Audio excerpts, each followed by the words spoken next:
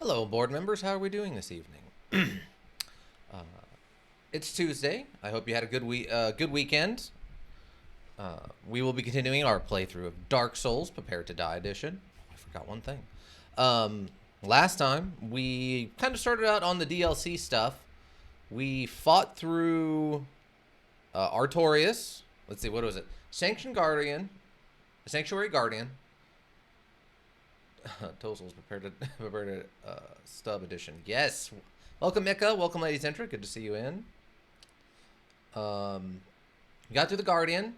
We went forward, and then we fought through Artorias. And right now we're kind of running into Manus. We're on maybe our fifth attempt at Manus at this point. So not too far in. We're right at the end of the stream is kind of when we went in there. One Shot Robot, welcome. How you doing? Give me just a moment. I am getting up my nice little side monitoring system up. As you can see, I've tried to kind of add a chat during this particular little scene. I don't know how it's gonna go, but it's there just to try something a little different. The Wombo combo, yes. All the DLC bosses have had very interesting, much more involved combos than, yeah, I just gotta adjust it, I think, now for how long it stays on screen. I forgot to do that. I thought I threw it on there pretty short because I didn't want it to be like forever, but just a little bit, just enough to show up. People can see that I'm not actually talking into the darkness, just barking in the dark like a crazy person. Let me see, make sure the controller's working. It's an important step, making sure the controller is working and it's not wrapped around every single cord. Here we go. This one does, yes, you know. There it is. All right, excellent. So now, if I remember correctly, if I hit, what is it? This button? Aha, it is that button. Okay. So I set up a bunch of buttons for jumping from different scenes. So you can go from this, back to this, back to the home if I need to jump out for a moment or whatever. I'm just getting used to. I'm trying to be a professional here. I'm trying to show my work. All right, let us continue. What is this hat? We're right. We're wearing the glowing hat. I forgot about that. No, I remove it during the actual view of the learning module. I just have it up there for a little bit at the beginning when I'm kind of doing my intro. Yes. I like to keep the actual play nice and clean and easy to like see.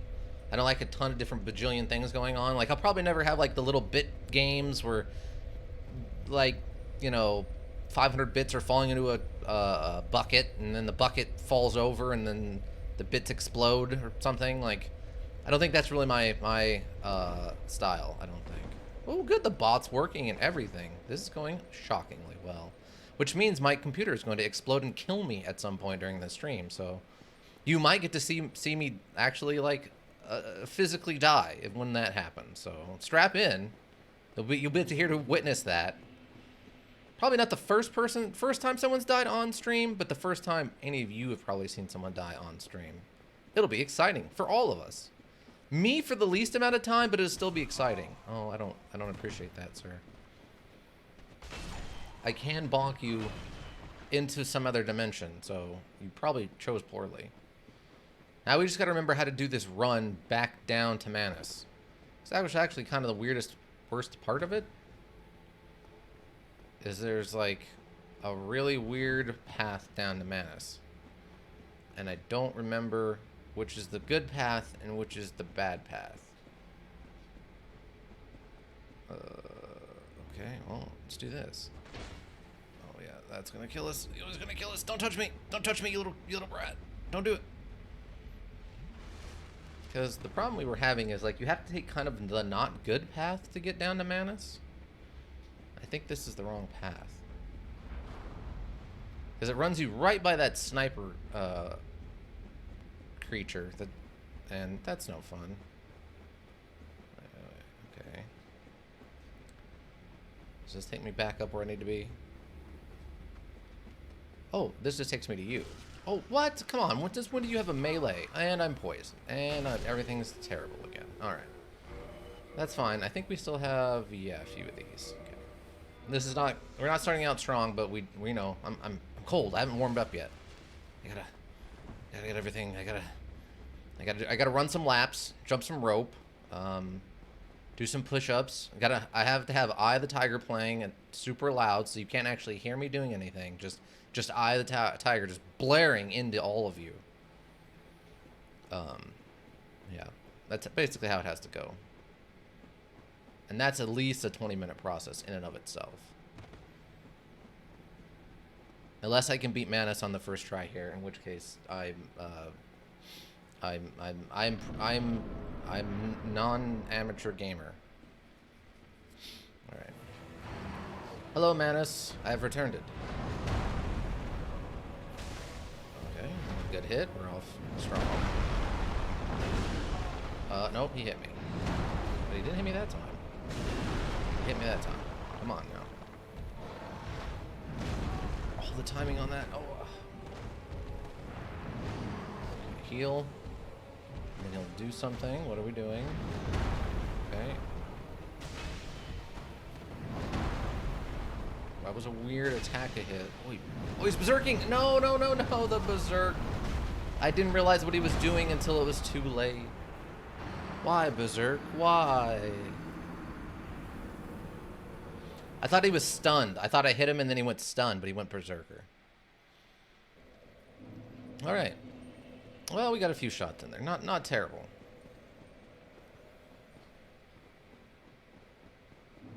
Here we go. Yeah. So how's everyone doing? Have good weekends. Oh, I forget. His windup is not a traditional windup.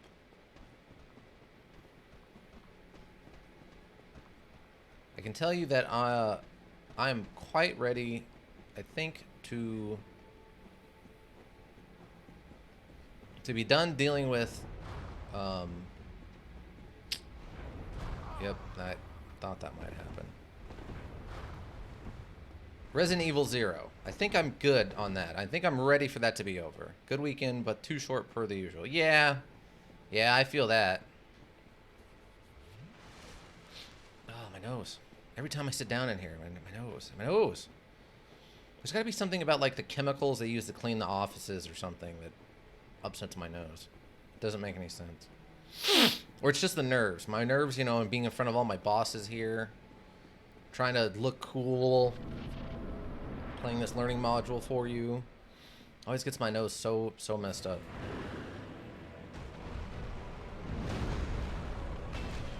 Okay, good hit. Oh, combo. Oh, the combos.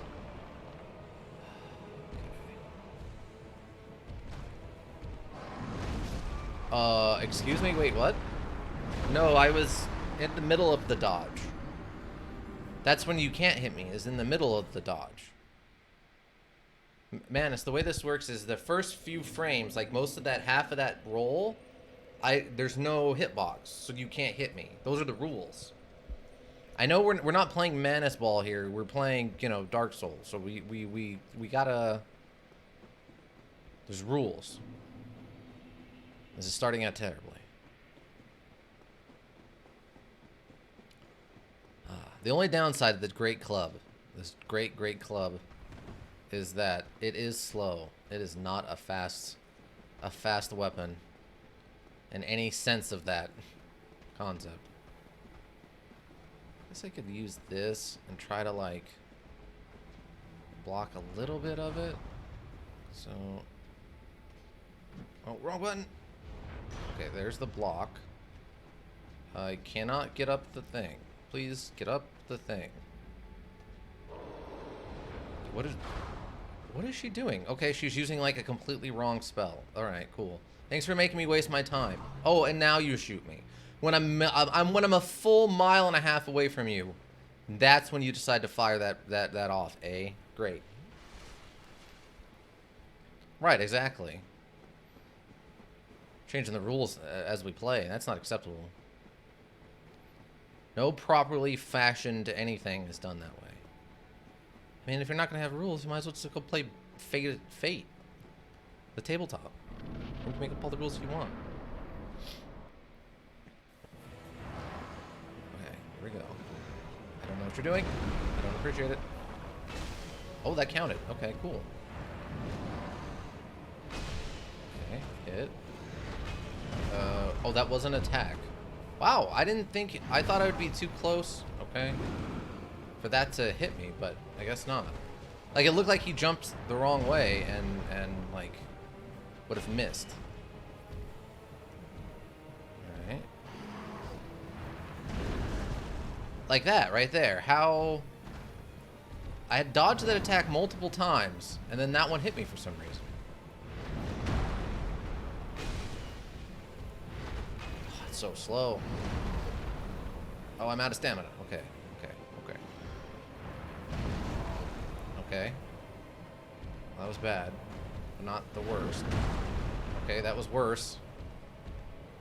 Yeah, his animations on his attacks are very strange. Okay, got him. Okay, stay away from me. Don't... Oh, he's berserking. There it is. That's what I wanted to dodge. Okay, he's berserking. Oh, I got my dodge off, though. Okay, okay, okay. We definitely don't want to stand right underneath him. Like, some of the bosses you can just stand right underneath them, but...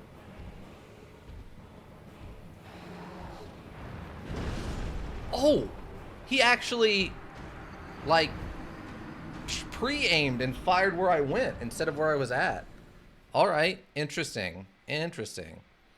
I look at Manus, and the only thing I think is he must get his back stuck all the time. Yeah, he's got a weird stance. He's very gorilla-like. I don't... Mixed with the stalagmites, I believe it is? No. You might trip over them. They tight to the ceiling.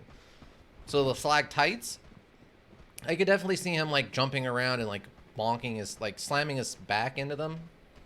Yeah, it's not optimal. If I was gonna build a house or a place to live in, I think I would build a place that allows me to like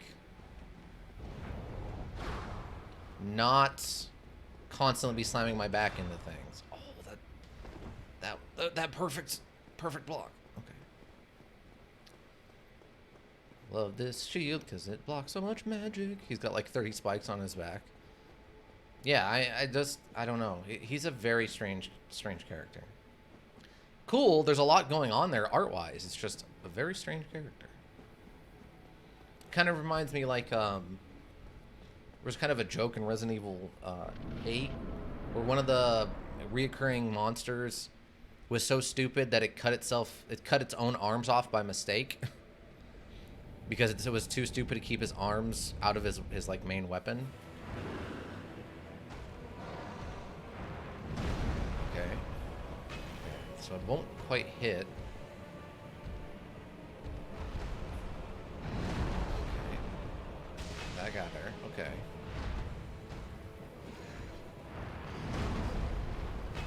Oh, that hits. Okay, that does hit. Okay. Oh, Berserker, get away, get away. Oh, no, he didn't Berserk. But he did flinch a little, and I thought he was Berserking. Okay, that worked. Hit, now get away from him. If he Berserks. Oh, he's Berserking. No, get out of there. Oh, come on! I literally can't get away from him fast enough to escape the Berserk, even if I dodge like the first two aspects of it.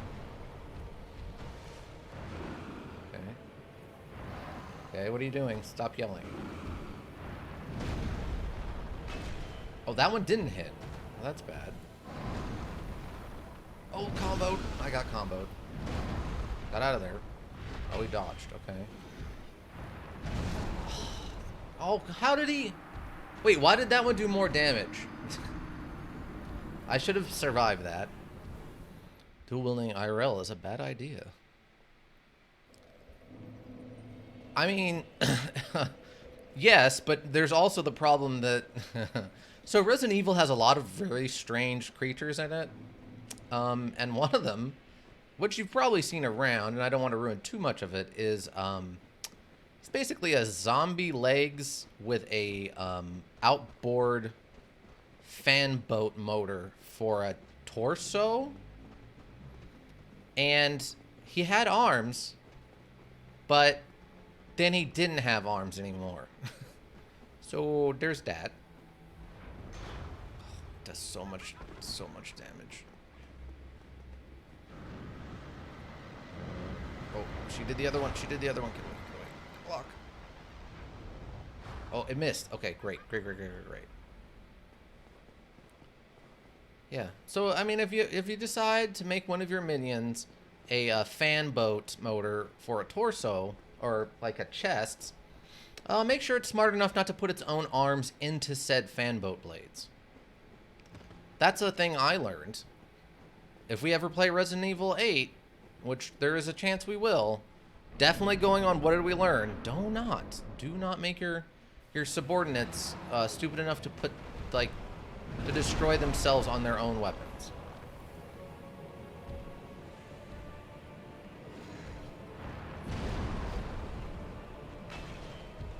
It's just, you know, one of those things.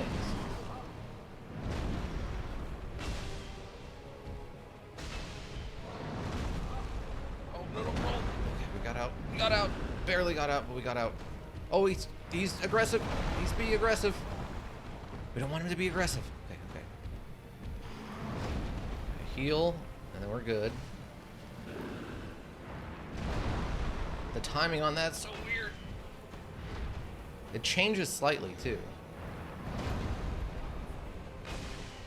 It's... Oh. Okay. Oh, he did follow up. He had a delayed follow-up, though.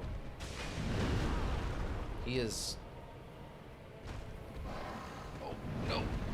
No, roll backwards. Why are you rolling? I need you to roll backwards, not left. See, I would say I feel bad and like, oh, you know, I'm not good at this. But I've watched people who stream this basically nonstop and have a legacy of playing through this learning module super well. Also die to that same exact problem. So I don't feel as bad when it happens to me. I've seen them input a dodge and then have it go off way later and kill them. I've watched them dodge and be nowhere near the thing that attacked them, and then suddenly it hits them anyway, which is fun. Well, fun's probably not the right word, but still got that block timing. It was an experience. So it just feels good knowing I'm not the only one who is getting wonky hitboxes and dodge directionals and stuff. It's good to know. It's good to know. All right. Here we go. Like, I don't feel like I'm getting greedy either. Maybe a little greedy, but not like mega greedy.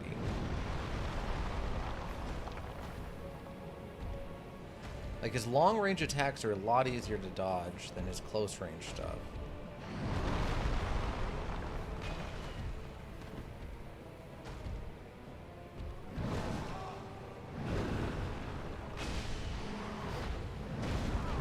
Oh, that hit?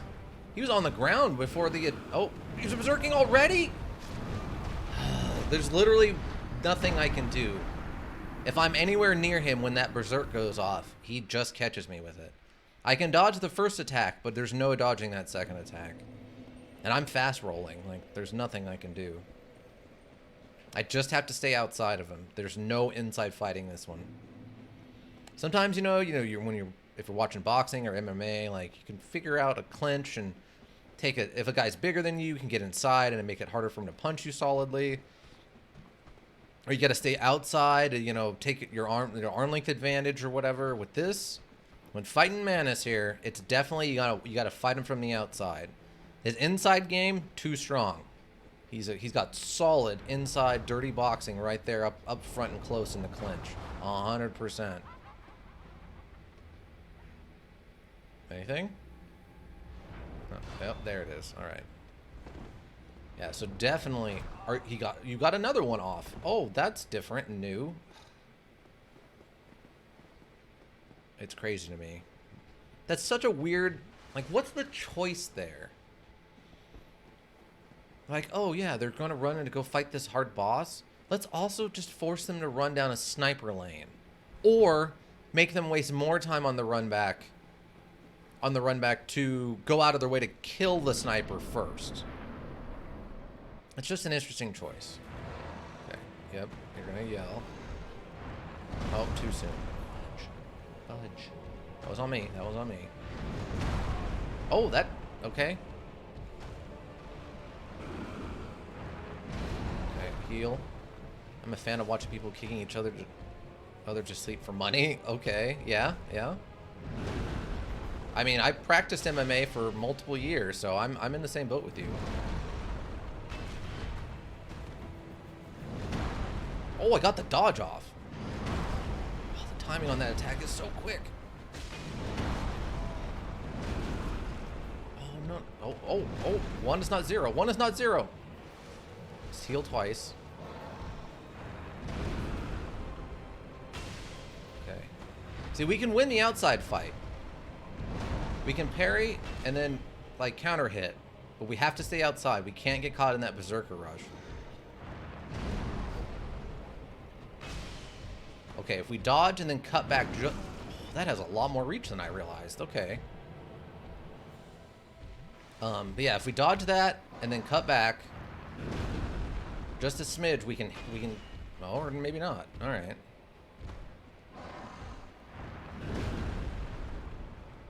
Okay, there it is. Okay, there it is. Yep. I don't know how to dodge that yet. But I need to get away from him.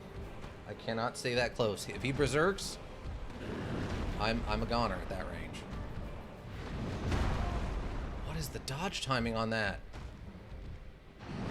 Okay, heal. See, he knows he can hit me with it. Because the dodge timing is so strange. Okay. I can't get greedy at all. I have to fight him outside. Okay, I don't know what this is. I think I just got lucky and he missed. I think I got lucky and he missed. Alright, come on. I have a shield. Okay, he didn't follow up. Oh, what is he doing? Oh, no. Oh, he's doing another one. He's doing another one. I have a magic shield for this. My shield and magic helmet. Except my magic shield and magic helmet. Oh! Okay. Well, I didn't get the shield out in time. People. There are 10 types of people. Those who know binary and those who don't. Good one. Good one, Robot. I had to think about that for a moment. I had to think about it for just a hot moment. Look, you're either on or you're off. Those are the options. Maybe it's, 1,700,000 quadrillion choices happening simultaneously to make this possible. But you're either on or you're off. It's that simple. You're hot or you're cold. Oh, what is that song? I do not know what that song is, but that lyric specifically is stuck in my head now. 80s music. What can you do? Catchy, but weird.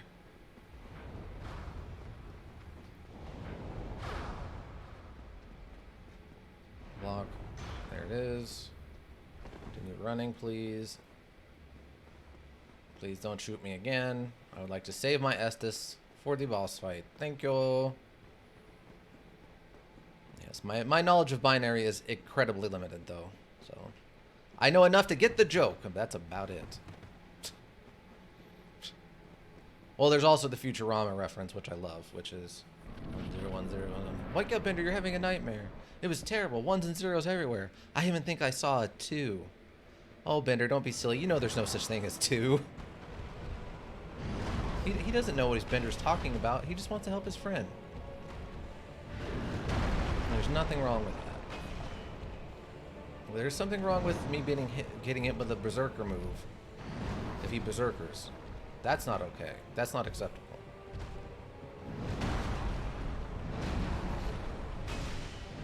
Oh, he went for it again. Okay, I'm not gonna. Oh, berserker, get out of there. Okay, now we heal. I'll do the overhead one. Oh, I missed. I didn't get the punish in, but that's okay.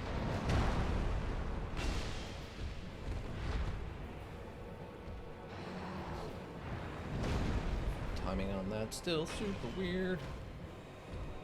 I have to wait for him to like flinch his arm. And that's like the sign to dodge. Oh, come on. This fight would be so weird with a fast weapon.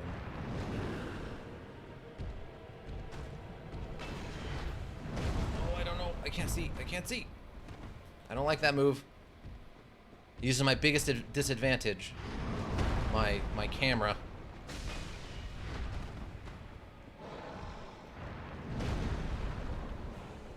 Oh, I got the hit on that one. Okay.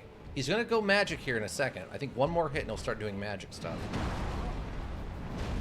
Oh, that hit too. Okay, we got to get out of there. Okay, get out. Oh, he's berserking. Get out of there. Okay, we should be safe. He'll jump in the air. Okay, jumped in the air. Should be good. I don't know what that was. That was a new.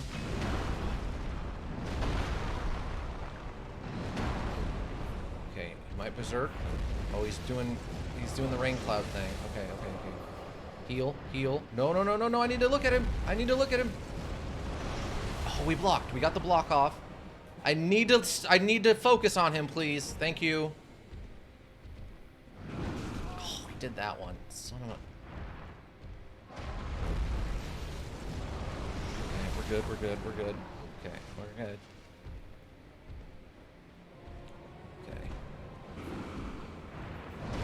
Okay, that one we can dodge. And we got the hit. It was one-handed, though. I was really hoping we'd get the two-handed on that. Okay, we blocked some of that. It is dodgeable, it looks like, though. Okay. Oh, there is a wall. Okay, here's the wall. Oh, no. Oh, come on. Can I dodge through it, maybe? Okay, that berserker trigger. Oh, no. Come on. Man, when he switches up to that magic. What's this? Let's see. Ooh, there's a lot. Okay. So remember how I said I had to make a big Snapple display at work? So when I set that up, it was 3 pallets set up on the floor, and the grocery manager wanted me to pull pallet guards on all of them. Of course, I had to use all the remaining guards because, of course, they didn't have enough because they never have enough of that kind of stuff. No, they don't, ever. So I was thinking, I bet he's going to ask me to take off those pallet guards sometime. And lo and behold, he asked me to do it today because he needed more. It's the biggest, fanciest Kroger store in town, and yet they cannot replace the broken pallet jacks, shelves, guards, etc. They can't. And I can tell you I can actually tell you exactly why. Hold on one second. I can actually tell you exactly why they can't. No one knows how. No one knows how to order them. Nobody knows. Nobody in the store knows how to order them. You have to pass about 6 emails off to 7 different people before you can get that stuff ordered. And what is going on? Why? I wanted to adjust the thing. Okay, Dark Souls has crashed, like you do. Apparently, when I Alt F4 to close the locked Dark Souls window, the PC decided it was going to close Streamlabs instead. So that sucked. But that's okay. We can fix it. We can just do it again. We brought it back. It'll be okay. All be fine. But yeah, Ika, I can actually completely explain why it is basically impossible for people to get a hold of more of anything. And it is because no one knows how to order it. Nobody knows how. You have I have on more than one occasion tried to order what was it? It was we have these little push sliders. People think capitalism is efficient. They're clearly never worked in retail. Yeah, exactly. But yeah, sorry about that, everybody. We are back. But yeah, no, they 100%. I tried to order. We have these shelves that you pull out.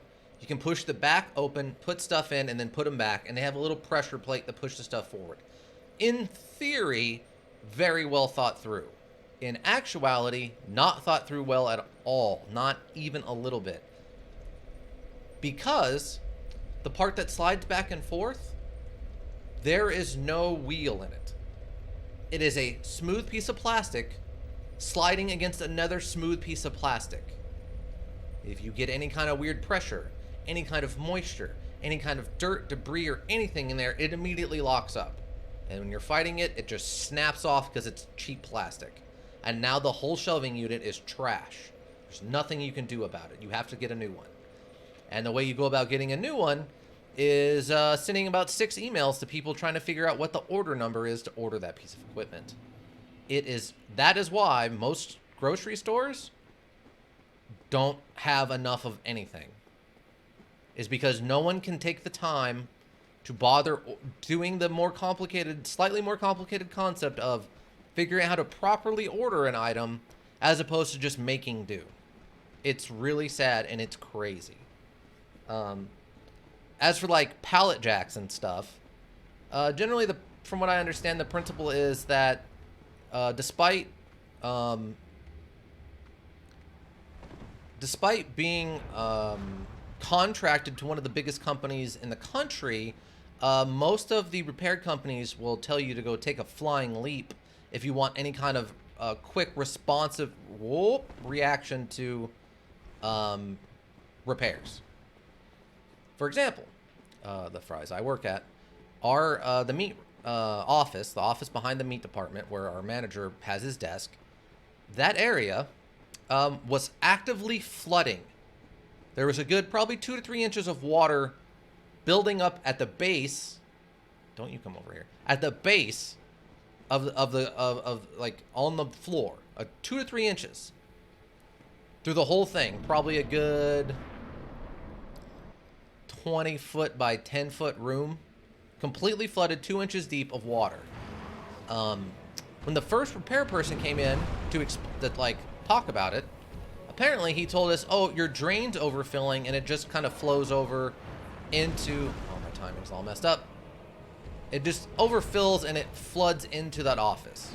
There's nothing I can do. I'll just clean out your drain. It'll be fine. Well, anybody there with any kind of amount of sense, besides this professional, could tell that was not the case. Why? Well, because that drain had been acting that way for literally years. Not figuratively years, literal years it's been acting that way, and we've not had this issue. So, that actually physically missed, but alright.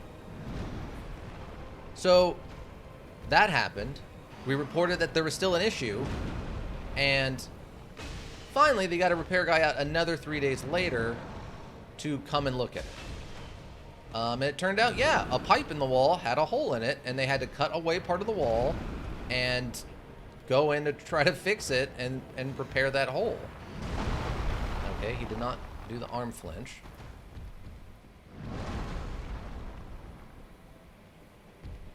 It's interesting how he gets kind of winded. Oh, berserker. Heal. He'll jump. Like run in for a hit. Nope. Oh, he crotch thrusted damaged me. That was different. Oh, he missed. Oh, I don't think I've seen him just miss. Not like that, anyway. I didn't expect that one. The timing is garbage. Okay, hit. Get away from him.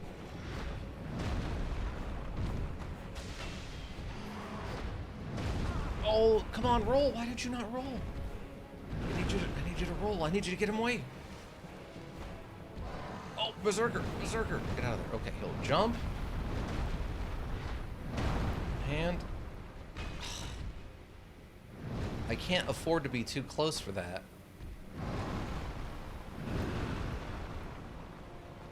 Oh, that was greedy. That was super greedy. Oh, another berserker. Okay, he's got another berserker. He's doing another berserker. A jump. And I got him that time. Oh, but he got me. We traded. Oh, no. Okay, you need to calm down, sir. I need you to calm down. That's what I was worried about. Trying to figure out the range, the distance on that. Okay, apparently, alright. I wonder if I can dodge backwards through it? I don't know. Oh, I can dodge that, but just barely. What is he doing? Oh, okay. Oh. That one should not have hit, actually. I don't know why that one hit. Oh, he got me. Alright. I thought I was far enough away from that wall that I could still dodge, but I cannot get out of there. But yeah. So working for retail, I mean, I've seen a lot of the stereotypes of retail. Or customer service in general, I guess. Not just retail, but I guess does food prep count as retail? It doesn't really, right? Because I mean, I've also been a host. I've also been a host / busser and a waiter. I've just been flat out been really? That's different. Okay. I have in fact just been a waiter. That was actually my first job ever, was a waiter at a Waffle House. That was a weird job. But if you're ever wondering where you can get a job, go to the Waffle House and ask to get a job. Doesn't matter if you're a convicted felon. Doesn't matter if you have, like, substance abuse issues. If you show up to work, or if you don't sometimes too, they will give you a job, and they'll let you keep that job. It's pretty crazy what you can get away with at the Waffle House. At least the one I worked at. Maybe they've gotten better in, you know, the 20 years since then, but back in my time, you could get away with just about anything you wanted at the old Waffle House, and they'd keep you on, which is nice of them. Can't complain about how nice they were. They were nice of them.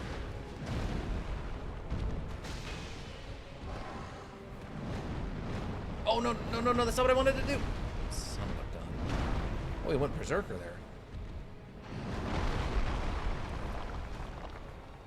Come on, do the overhead arm. That's the... Oh, that was a different move. I've never... Oh, it's because I'm one-handing it. Why am I one-handing it? What? That's weird. That's dodgeable. But not punishable, really, unfortunately. I can't move fast enough. That should have actually been a good dodge. I saw the animation start, so... If the animation starts, I basically should be able to dodge this stuff.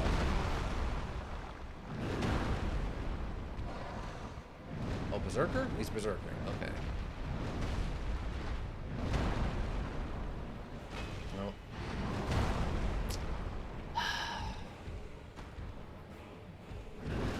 That, okay.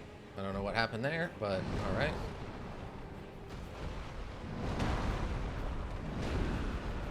Gonna triple? No? Okay. Considering it up to quad on that. Oh, it actually hit me. I actually thought I was far enough back that that might not, but...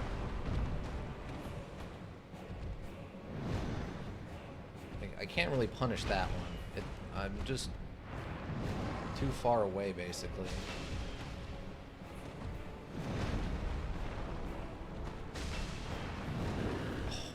Oh, he kind of messed up on that one.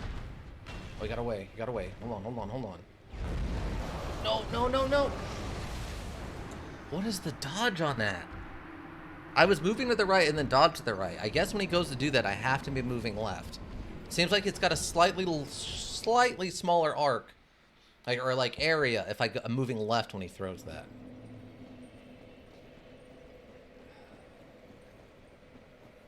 People said Artorias was the hardest fight in the whole learning module. Yeah, he just opens fire with an automatic shotgun of darkness on that one. There's not much I can do. It's very frustrating. I'm not sure what I'm supposed to do with it. Like, it'd be one thing if I was, like, heavy rolling or something, or even medium rolling, and there's a chance for me to speed up, but I'm already fast rolling. There's not much else I can do. I really feel like this is a boss who is very much skirting what is, like, acceptable. Like, he understands... Like, they really looked at the limit of what the player can do to mitigate attacks, and they really, really made it tight that dodging or getting away from his attacks require specific distances, timings, and, like, understandings of the actual attacks themselves. This is a very involved boss. I'm sure there's speedrunners who can, like, kill him on the first try with, like, I don't know, a broken sword hilt or whatever, but I'm in no way, shape, or form a speedrunner. Good hit, good hit. Okay, well, not a good trade, but... Oh, that was what that move was? Okay, that looks very different up close.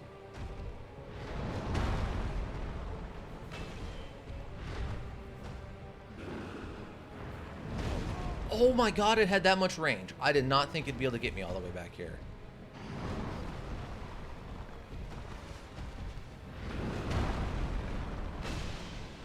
Good hit, good hit. Playing a little more aggressive. I gotta watch out for that berserker. He also follows that move up with a melee sometimes, so I have to be careful with it. See, like, why was that so short? Was it because he hit the pillar? Okay, that one might be dodgeable.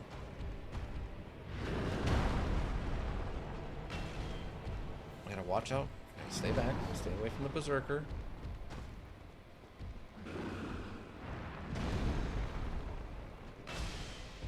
Here we go. Here we go. Okay. Don't get greedy now. This is far from over. Oh, come on. My timing was just off. Heal, heal. Okay, yep. We gotta recenter. We gotta get. Yeah, there we go. Here we gotta get him. Yep.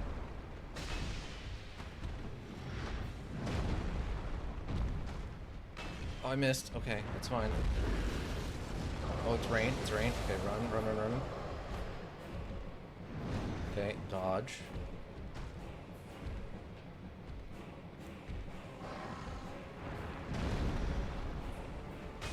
Okay, good hit, good hit. Yes. Okay. I mean, that's not a good way to do it, but that is a way to do it. Okay, don't do anything fast. Don't do anything stupid. Okay, that's fine. I gotta be careful. I can't risk a follow-up on that attack. And it definitely has... Oh, berserker. Okay. He, like... Oh, no, get out of there. Oh, get out of there.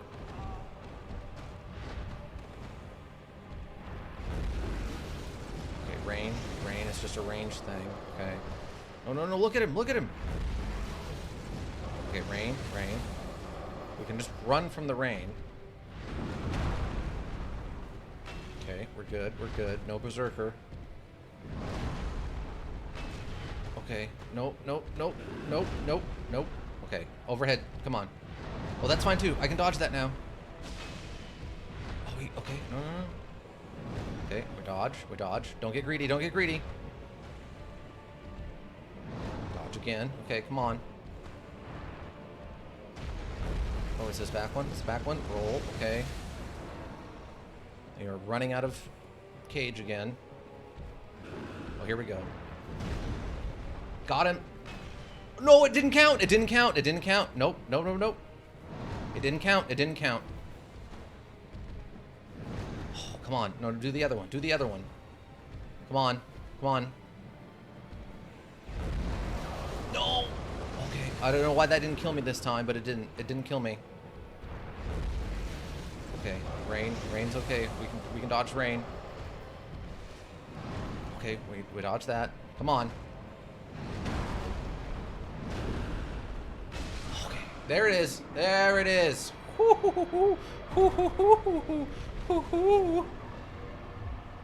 Okay. Soul of Magnus. Oh, and it's O'Seal. Humanity. Let's get that bonus XP. There it is. There it is, team. We did it. Nice. Okay, let's see. Ika said something over here. Not sure if you heard of this, but there's a module called Enter the Gungeon. Yes, I own and have played several hours of it. Like Dark Souls, it has dodge rolling, but it's a bullet heck game, so hitboxes are a lot more clearer. In that module, you absolutely want to minimize dodge rolling, so you end up walking between bullets. This boss reminds me of that a bit. Big win. Victory. Thank you. Yes.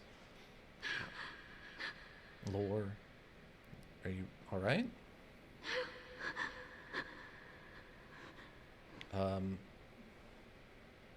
How do I help you?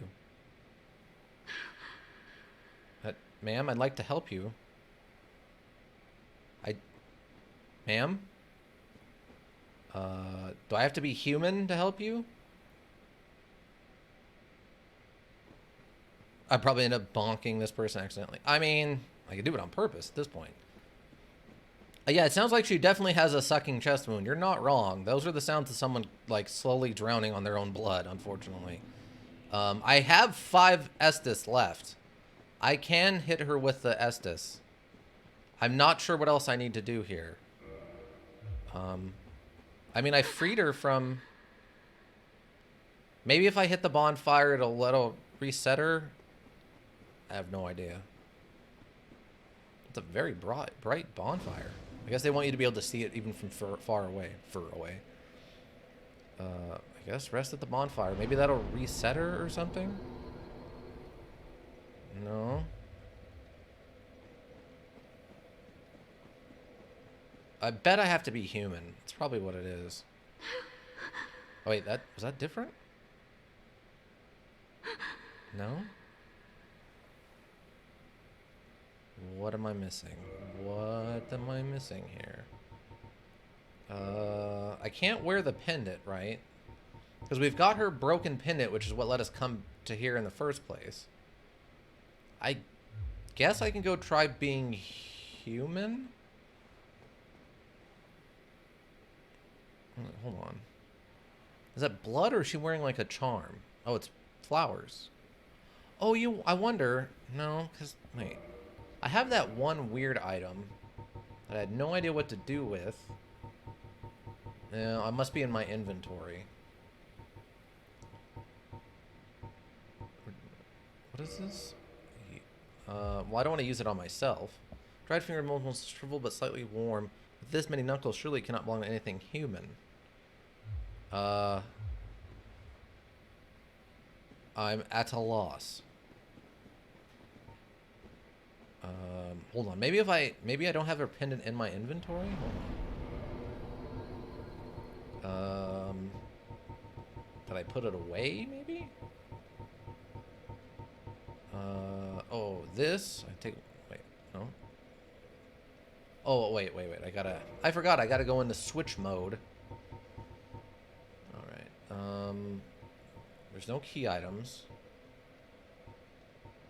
It's not a piece of armor, and I don't think it's a ring.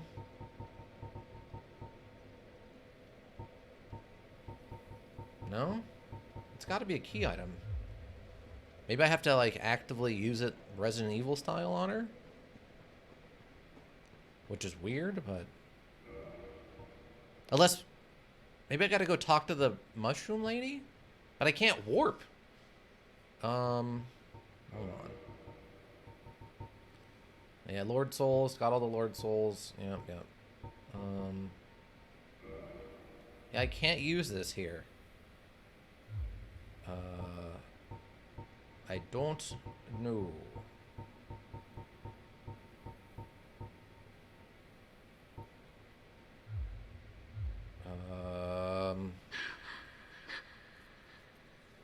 Ma'am, I would like to help you, ma'am, but I guess my last option is I'll try going human.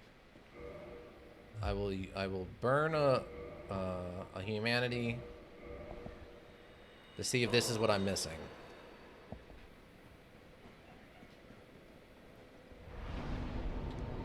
There's hollowing, yes.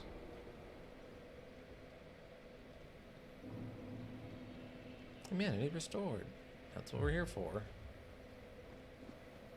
Okay, I'm human now. Will you? Am I acceptable? No?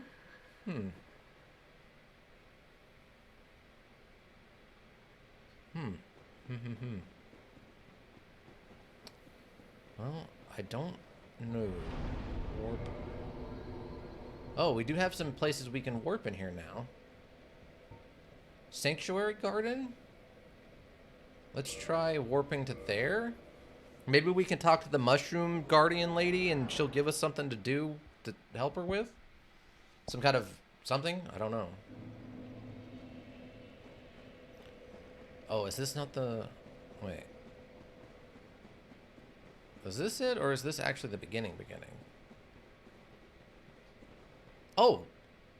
Oh, there's two of them now. Well, that's bad. We're not dealing with that right now. No. That's not how this works. Adds princess to inventory. That would be amazing, actually. Level up. I mean, like, our damage is basically fine. And Dex isn't going to help that. I guess just like a little bit of both. We'll just take a little bit of both. Okay, let's warp. Chasm of the Abyss.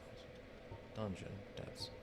I guess the township has an entire armory on him. What's one person? Yeah, exactly. I've got I've got multiple people's worth of equipment. I mean, the weapon I'm wielding right now probably weighs, you know, most of what she weighs, right? So I don't see why not.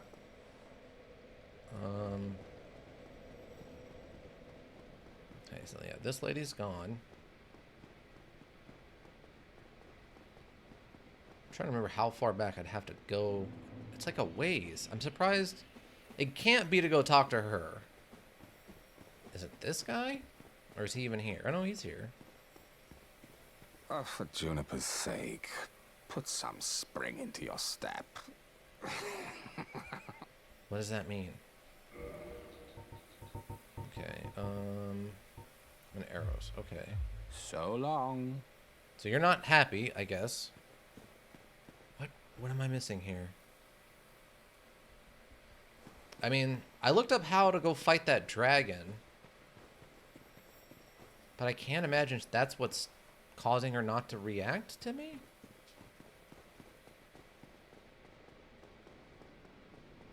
It is a fire-breathing dragon. You're not wrong, Lady Centra.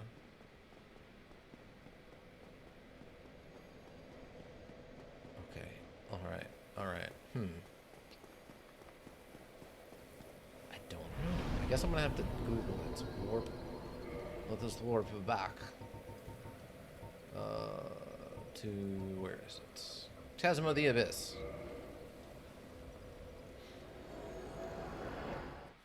I'm sure it's something really weird, like, I have to make sure to... Oh, is she gone? Oh, she's gone now. Oh, it's a... Wait, what's this? Is this a... Was this here before? This wasn't here before, was it? Maybe I... Yeah, I guess maybe I just had to leave and... But I don't feel this was here before. And I cannot seem to interact with it at all. And it looks like an open grave as opposed to a closed one. Also, I noticed all the other ruins that were down here also seem to have been permanently removed. Alright, so... Stone Dragon, also... Depths. I mean, I guess we'll just go back to the township. Because I do not want to fight two guardians at the same time. Guardian beasts at the same time. Like, one wasn't a pain in the butt enough. I can't imagine trying to fight two of them. I mean, I'm not saying it's impossible. I'm sure there's people who, like, quadruple leveled or, you know, maxed out who are firing, you know, magic super mega blast 7 and killing those things in one hit, but I ain't got time for that right now. Okay. I do remember we set up a shortcut. Is it this one?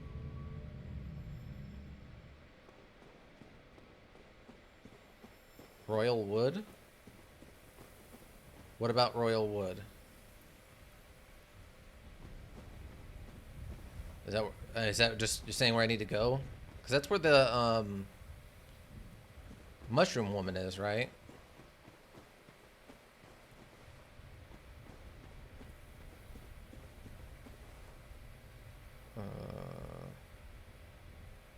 Okay, that leads over there. So we actually should be going vaguely in the right direction, right? Oh, just noting the current location. Okay, gotcha. Yeah, so... Oh, there's an item I missed over here. Well, that's fun. Oh, plant. Plant creatures saw me now. Okay. That's less fun. They're not fun at all. Where? Oh, okay, that's the... What is that? Oh, that's just the bot. It's my bot. Cloud bot. Or Steamlabs bot, I guess. Where is this? Ow. Please stop. I could have sworn... I guess we have to take the long way around and go all the way back. Why do some of them not have shirts? Or why do some have shirts, I guess, is probably the better question. I mean, I don't feel like there's a good reason for these things to have shirts. And then want to be famous? Might be famous. Yeah, oh, definitely. I mean, this bot's on our side. Whoa, I'm happy he's on our side. How else would you know to follow the Discord? Or join the Discord and follow us on the YouTubes? Where? Just unlimited attacks, huh? God, I hated these things. Alright. Oh, and it causes bleeding damage on top of that. Cool. I guess it is up here? Yes, much better than the Ica as being naughty bot. That is 100% true. Alright. So, what is... Where... I'm so confused. Wait, is this something? Like, this area is laid out in such a weird way. Oh, you have returned somehow from non-exist... Why are you coming from all the way over there? Why? I don't understand.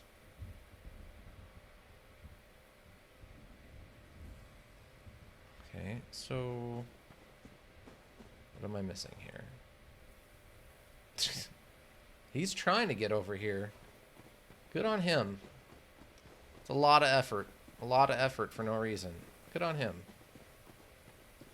But I guess if you build your own automatons, that's what you want, right? As much effort as they can muster. Okay, I know was this something? Okay, this looks like something I could jump. If this isn't where we need to go, I don't know where it is. Oh, we missed it. We missed it by... Okay. Because at this point, I assume I just need to go talk to her. And that's good enough?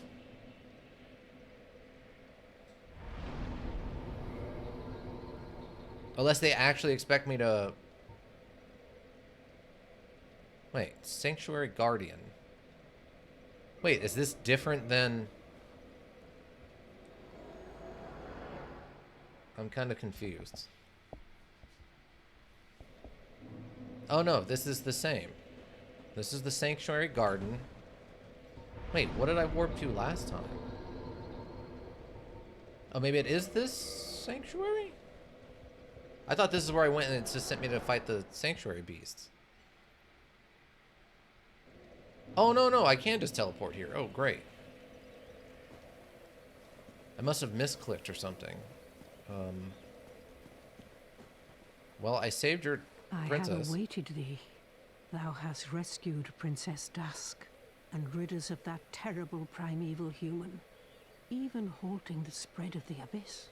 I salute the grandeur of thine enterprise.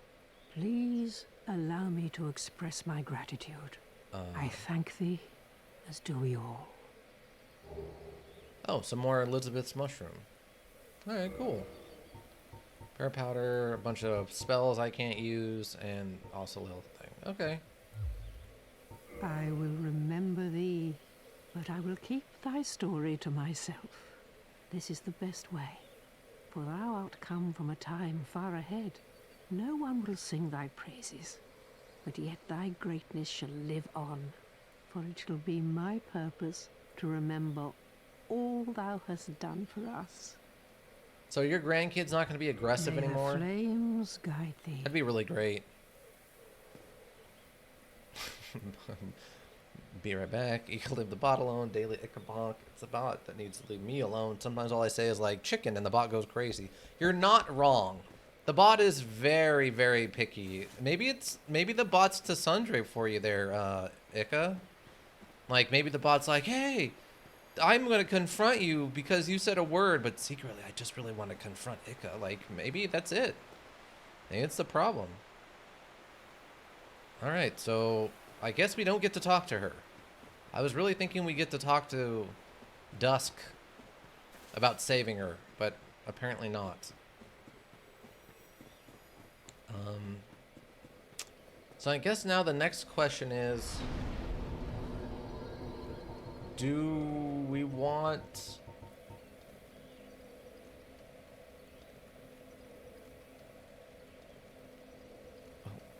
Okay.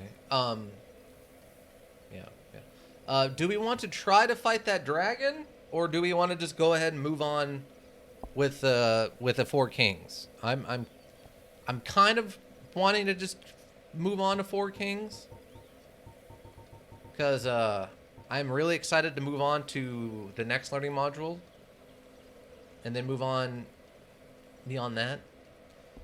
Curious to drop into something I've never played on stream.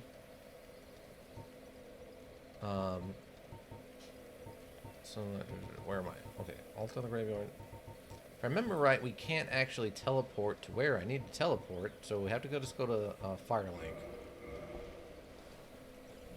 Like, I'm not worried about fighting that dragon because at this point, I don't think I need more levels. I don't think I need better gear per se. I think I'm pretty geared up at this point.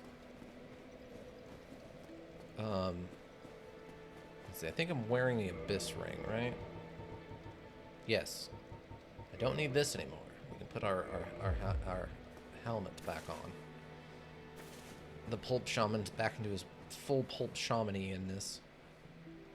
Oh yeah, we died by jumping off the thing. I was confused. I'm like, wait, weren't we alive? But no, we did die one time. One time there. Yeah, but I'm really interested to jump into the next one we've got planned. Dark Ascension? It's in the Ica vein of Dark Souls-like, but side-scrolling. I can say I haven't played anything like that in quite a while. The last thing I think I played like that would be like Symphony of the Night on my phone a couple years ago. I haven't played a 2D one in a long, long time. Or no, I take that back. I did play, what's it called? Like Moon Maiden or something like that? I can't remember now. It was a recent one, and play a woman who... Have you played Darkest Dungeon? Yes. I'm not particularly good at it, and I've never finished it, but I have played it. It's pretty fun. I mean, I would be willing to give it a shot on stream. That would definitely probably end up being a Thursday night thing, though. Because it is a very slow, very tactical, thought-out thing. I mean, I have no problem maybe throwing it in. And I don't know, I probably would not be able to finish it. Like I said, I'm not good at it. I'm just not. I would do my best, and I would play it on, like, a normal difficulty. I mean, it's very interesting. It's fun to watch. And I would definitely, like I said, do my best. But, oh, no! I'm definitely not good at it, though. I'm trying to think. I've watched a lot of people play it. I forgot about this. I forgot you actually have to sit at the shrine. You don't automatically start there next time. But, yeah, I think I own the main learning module for Darkest Dungeon and the Court of Blood, or whatever that's called. I own those two. I don't own the Meteorite one, and I don't own the... Well, the Carnival, like, player versus player thing, that's actually... Oh, wait, did I sit at the fire? That was free, right? The player versus player stuff?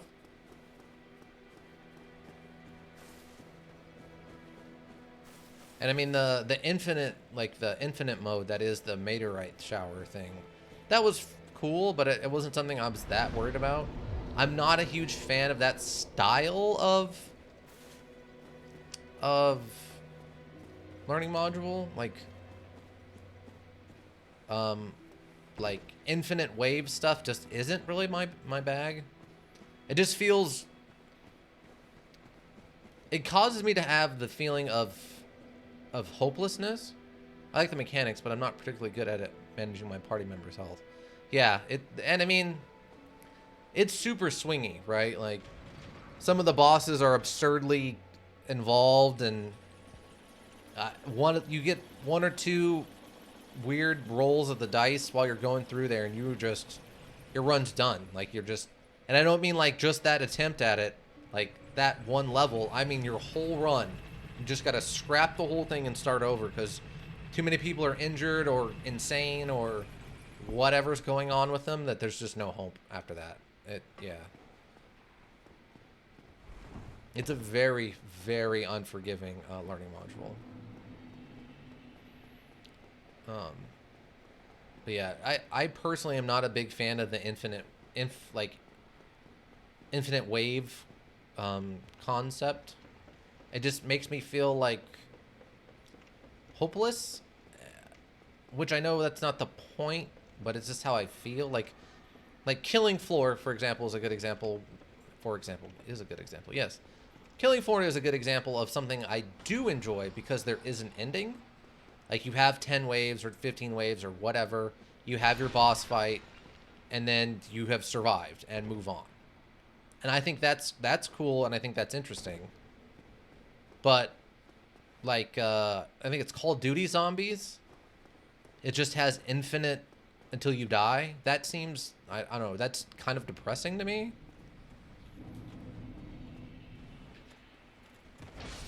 Okay, we got there first. Ooh, he dropped a Titanite chunk for me. That's nice. Yeah, so I don't usually play infinite wave modes or whatever. But yeah, no, Darkest Dungeon. So there's more things like Killing Floor. Yeah, Killing Floor is in a really weird niche of a spot right now.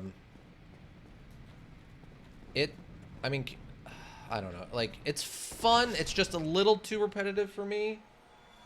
It can be nice to just hop in at like a low level, like nothing crazy. Jump in with some randos, you know, equip like, you know, the medic with an auto shotty and just run through and just blast everything or whatever is fun. Because there's just not quite enough progression or like story to keep me interested. I don't know.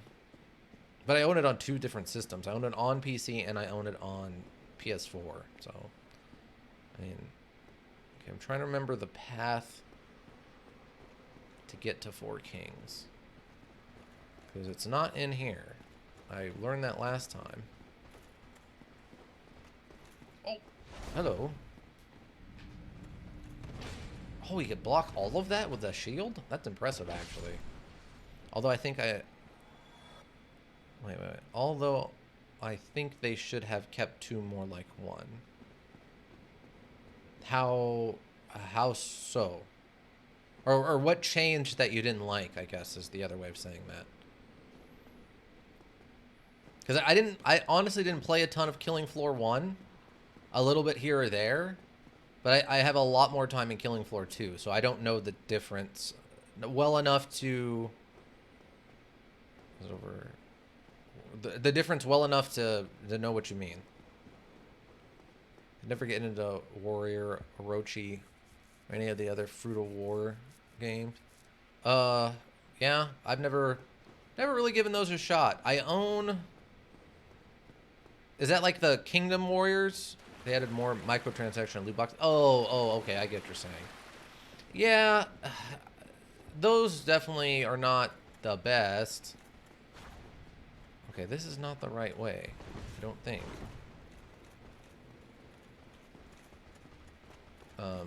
I mean, microtransactions and the loot boxes and stuff, yeah, that's definitely not what I would say is the most fun stuff, for sure. Am I... I've got all these Dark Knights. I'm not worried about them. But, I mean, it... As maybe not optimal for fun as it is... I mean, they still gotta make money, for better or for worse, right? No, get out the door. Oh, the twofer. And there it is. Okay, good. Now they're all dead. I mean, I'm not a huge fan of the loot box, and I don't have... I've never been rich enough to be able to throw money at skins for stuff. I mean, I know that's how you support, you know, free whatever, and it's its own thing. I understand that. It's just I've never been the type to like, well, yeah, I dropped $150 last week buying all the best skins for, you know, whatever character or whatever. Like, I don't have that kind of financial freedom, for sure. And I understand, like, oh yeah, well, that's how they stay in business, is people buy, and like the game, the learning module stays free. And it's like, yes, but I could also just spend $30 and have all of it, instead of having to piecemeal it to me for $150, right? I don't know. I understand the argument on both sides. Where is it? Wait, is it over there? Is that what I'm missing? Oh, this has got to be a fake wall then. Ah, yes. Okay. Oh, he did not win. Oh, but he is an idiot. Huzzah.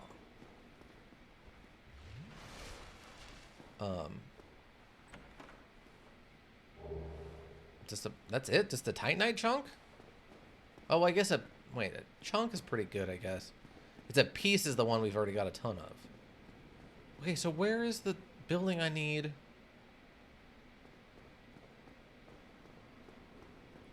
for the Four Kings stuff? Because I thought you could run... Oh, and a ghost. Great. And more ghosts. Okay, so it is... Okay, I guess it is right here. So it's up, and then you gotta go through that. Okay. So this will be an interesting fight. I haven't done it in a long, long time. And, it's not notoriously difficult. I'll tell you that much. The old strategy used to be you just wear as much armor as you could and just tank your way through it. I don't know if that works anymore. And it's not really Moroskoth's way of doing things, so... That's not how we're going to do it here. I do have the magic reflecting shield, though, so that's an option. Aha.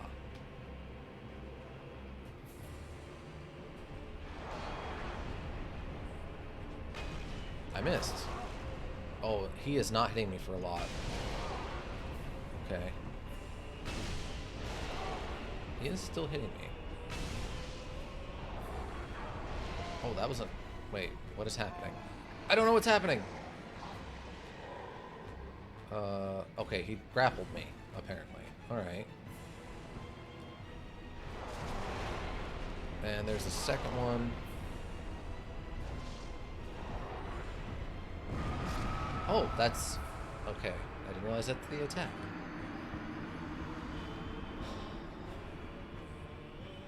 Yeah, I honestly was hoping... And I know it's different, too different probably, but I was honestly kind of hoping that what they would do is, like I said, I can tolerate it because there is a beginning and an end during the individual combats. Like 10 rounds or whatever. But I thought what would have been really fun, and I thought Killing Floor was the perfect universe to do it in, but to do kind of a Destiny style open world thing. Like you call in a quad instead of a sparrow, or like a dune buggy or something like that. And you can try to drive around, and there's, you know, open world events you could hop out and get engaged with. You know, but, you know, actually do story and not have crazy weapon resets and all the stuff that just completely ruined Destiny for a lot of people. Or Destiny 2, I guess, is probably more accurate. Just, boy, did I fall out of that hard. I spent a lot of money, and they kept asking for more and more at a very accelerating level with very diminishing returns, which I was not appreciating. I was very excited when I heard that the what is it? Ghosts of the Moon or whatever it was called was supposed to be like, yeah, you finally get to find out what the evil triangles that have been coming from space. And no, I'm not being sarcastic. They're literally evil triangles from space. That's all we really know about them. They're called the Dark Ones. They're evil triangles from space. I'm not being sarcastic. That's literally what they are.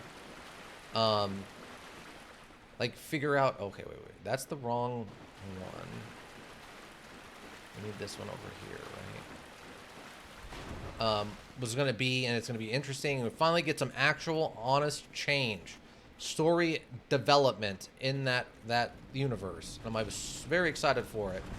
And then it turned out, nope. They just kind of make a vague, regular character, and they just chit-chat with you in an ominous voice in a setting you've already seen before. And it's like, why? What are you attempting to accomplish with this? Other than milking your fan base for another $30 to buy another expansion that literally removed places. The next expansion after that Ghost of the Moon thing removed locations. It didn't add them. It removed locations, the next expansion, to make it more like the original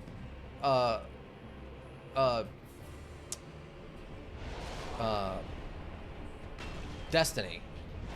So you had the same, like the extra maps they had added for Destiny 2 were removed. And now you're back to all the original maps of the original Destiny. I don't know if maybe they fixed it since then or what. Oh, oops. Oh, that hit me. Okay. But when I found out that was what the next, like, Oh, wow, that has so much tracking on it. Okay.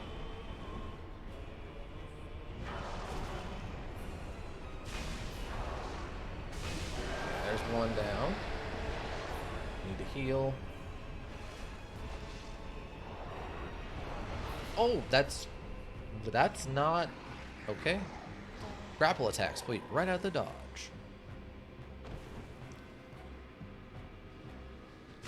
I mean, I have lots of good memories with Destiny. I also just have tons of frustrating ones with Destiny. Like, there's a lot of fun to be had there if you're willing to pay the price. And the problem is that everything was encouraged for new people. Like, all the bonuses, all the, like, oh yeah, get a discount if you join the, you know, up now. That, alright. Although there's a lot of modules I've never touched. I don't add many to my library. Yeah, I mean, they were pushing out $30 expansions. Welcome back, ladies. Intro. $30 expansions that didn't warrant $30. It was insane what they were asking for their expansions. That should be like $20 for their season pass is ridiculous. I guess you just have to be completely in, 100% in on it, and I wasn't. I couldn't do it anymore. I've probably between the first Destiny 1 and like a bundle to get its expansions, and then Destiny 2 and the first like 3 expansions, I'm into them for probably like $200 or something, right? Because I had a friend who was just 100% in. He absolutely, positively loved it. Loved everything they were doing. He thought it was the best. It was the best first-person shooter he's ever played in his life. He loved it. The stories were great. Everything going on was great. He loved the Destiny 1 hidden lore and the online book system, where if you wanted to read lore notes, you had to exit the game and go online to their website and like sign up an account and stuff. He even loved that. He was all in. He was all in on it. And so I bought the expansions. We played a lot, not as much as he played by himself though, but a lot. And then after a while, he got too busy and he fell out of it. And I'm like, well, why? I'm not spending $70 to get caught up on a learning module that I only kind of care about and is sort of fun. And it is free to play right now, but the free to play stuff is also hot, like so unconnected to what's available. If you have up like the newest, greatest, whatever, that if, why am I not dodging? That was super weird. That you might as well not, like, you have maybe a tenth of the available stuff that can be done if you try the free-to-play stuff. It's literally, it might as well be an online demo is what they're giving you. It's bonkers. And part of the problem is that, like, oh, we want to get new players. That's great. But you can't insult your base and be like, yeah, you can buy literally the learning module and the most up-to-date expansions for $70. Like, okay, that's a good deal if you're getting in now. But if you've been around and it's still $50 to get the newest update, that's insanity. That's just bad. You're punishing your returning fan base. That's not good. Like, people hate that about phone companies and cable companies, that all the newest deals and stuff always go to new customers. And Destiny just jumped on that bandwagon for whatever reason. That's what they wanted, was let's just max profit from our existing fan base and just milk them until they're dead. I mean, I don't know, maybe the learning module, like that learning module, is still going strong and everyone loves it, but I know I have not heard anything about it on your main like news feeds and stuff about new stuff going on. Like, I have not heard anything about it in a while. And it used to be kind of on the front page when a new expansion or whatever would drop. You would hear about it. Oh. Come on! How far away do I have to be from this thing?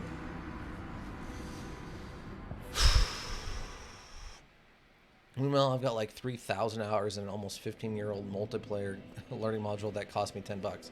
Yeah, exactly. It's not worth it. It wasn't. I know people who still love it, and they buy everything, and everything they put out, they're just diehard fans of it. It's like, great, that's good for you. It's cool you're supporting this thing. I guess you just love's the best. I couldn't do it anymore. I think the last time I checked up on them, they were talking about weapon sunsetting, which is, so if you have like a Season 2 weapon, the current system was that Season 2 weapon, all of its stats and stuff, stayed where they were into Season 3, into Season 4, whatever. They didn't drop. So what ended up happening is, to entice people to go and get the new weapons for the new season, they had to keep upping the ante, how much damage and rank these weapons gave you, because your rank was mostly determined by your gear. Your level really didn't matter anymore. Well, the end of the problem became, well, people were taking these old weapons that they liked and using in the module currency to upgrade them to the highest level possible for the new seasons. So instead of grinding out, this super hard to get exotic weapon that you have to go through multiple raids and hope that it drops, they were just keeping the one from Season 2 they already had and upgrading the levels on it to keep it relevant. Well, the last thing I read, and this was some time ago now, they were implementing a sunset program, which would basically limit how upgraded you could make off-season, old-season weapons. So if you were using your Season 2 weapon that you liked so much and had worked so hard to get, instead of just being able to keep leveling it up to keep it relevant, now it had a hard cap of how high you could get it after you got out of Season 2. And if you wanted that gun again, you had to go through the raids and you had to go through all the processes of getting it again. So now that you could get the max stats on it to make it relevant for Season 3, and then do it again for Season 4. That way, are we really? We're gonna do that, huh? Okay. To entice people to go and get these weapons that they already had, but they needed them to do them again. And yeah, ladies intro, exactly. No, that's terrible. So what ended up happening is they had a horrific backlash, and they're like, "Look, this is a good thing. It allows us to bring in new weapons and stuff, and not have to worry about." Okay, that does work. Good. I'll do that then. Worry about balancing. It'll let us focus on. We don't have to worry about balancing everything. Oh, that is a long reach grab. That way we don't have to balance Season 2 weapons with Season 4 weapons anymore. We can just focus on balancing weapons for Season 4, and that'll be good enough. And it's like, no, it isn't. Because what you're doing is, all the time I committed to getting this hard to get weapon, you've now just taken from me. Oh, come on. Does it just have infinite range? What?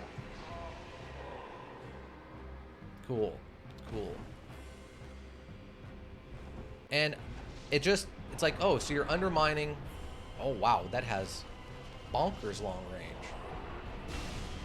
Oh, he didn't die. I thought, okay. 1 is not 0. Okay, well. Okay, he's running from me now, which is an interesting choice.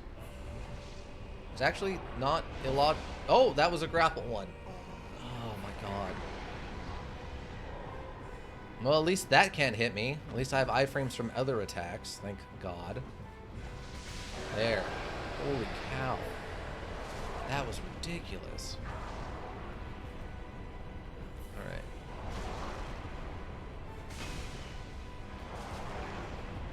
Fortunately, these things cannot be staggered, apparently. What even just hit me there?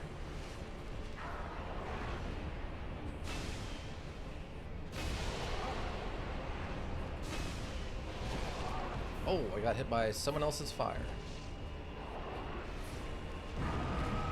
Oh, I thought I dodged through it.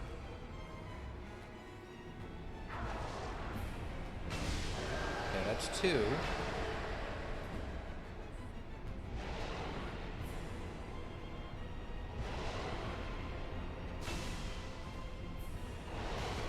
Okay, that was a weird...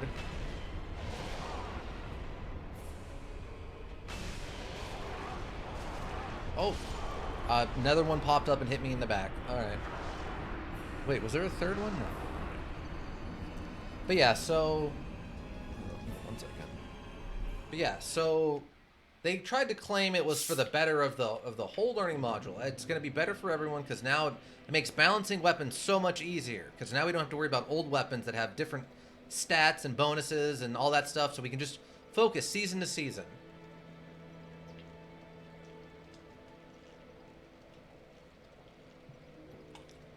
And it's like, yeah, except the 75 hours of time I spent grinding the most difficult raids in your whole system. The really crazy ones, it's like 6 people and it takes 4 hours and it's multi-stage and it's this insane thing. Which also, by the way, they had 0 matchmaking for. There was no in learning module way to match up with people to do these. You had to kind of go online to the forums and join a group, like a looking for group forum, and try to do it all online. You couldn't do any of it in the learning module.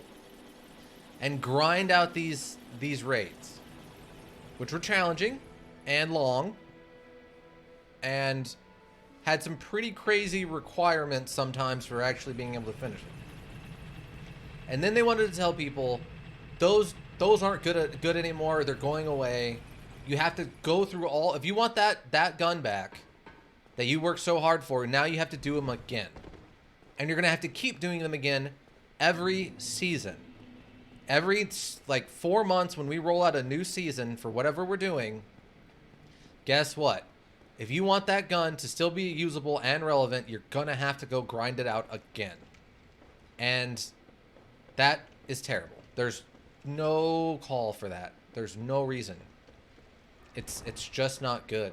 It's not an okay system. And part of the problem there is also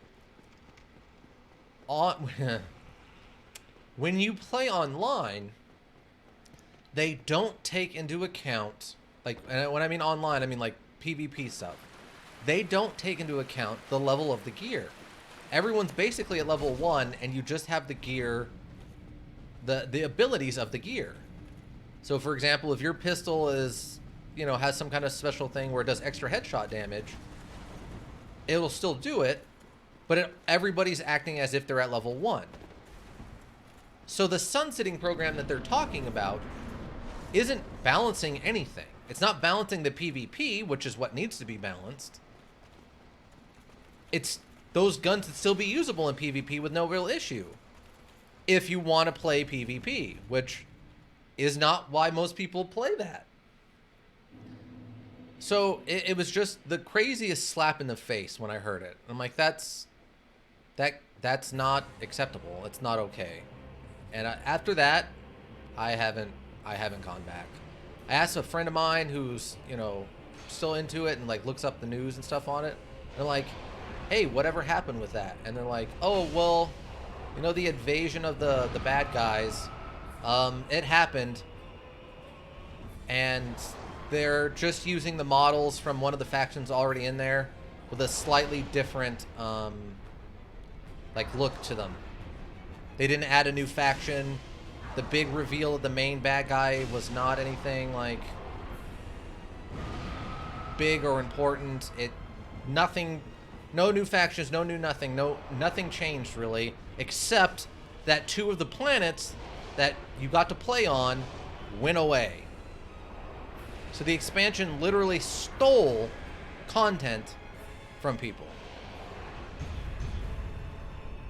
Which is, of course, insane. If World of Warcraft put out a full expansion that removed the Barons from existing, people would riot. People would riot in the streets. That it is literally the opposite of expansion. Yes. It is 100% the opposite of expansion. Wow, those are hitting me. I did not think that would hit me from there. But somehow this was deemed fine and okay, and everyone was cool with it over there at Bungie. And this is, and if you're like, well, don't they work for EA? No, this is posts them freeing themselves from the shackles that of Activision or whatever it was that was giving them all their bad stuff that was upsetting the player base, which in and of itself is a whole nother joke. Oh, okay, well, I mean, it's just sad to me. Nope, grappled. I tried to roll sideways on that one and it still didn't work, so I don't know.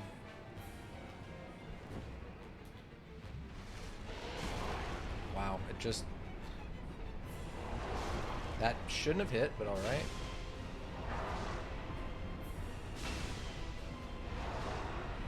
Luckily, their timing has been figured out, kind of. Okay, last one.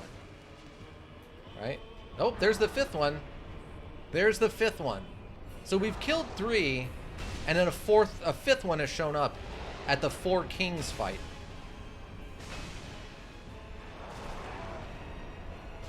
Come on, please hit him. Thank you. Oh my god. Yeah, I couldn't imagine what would happen if Blizzard put out an expansion for World of Warcraft and it removed so much. It removed, you know, all these zones that everyone loved and used and were relevant, and just took them out, just completely got rid of them. And they tried to like present it as lore, like, yeah, there's lore on why. Except the lore was when the darkness showed up, it expanded its reach through the solar system, and 2 of the planets you could go to are just gone. They're completely gone. They're physically not there. The gravity from them is still there. The moons that orbit those planets are still orbiting them as if they are there, but they are not there in a way that you can actually go and land on them and physically interact with them or see them. So they literally went so far as to be like, yeah, no, these are gone, but we still don't want to have the huge ramifications of these planets leaving. So we're just going to say, for some reason, all the effects of their gravity are still in place, even though the planets are gone. That's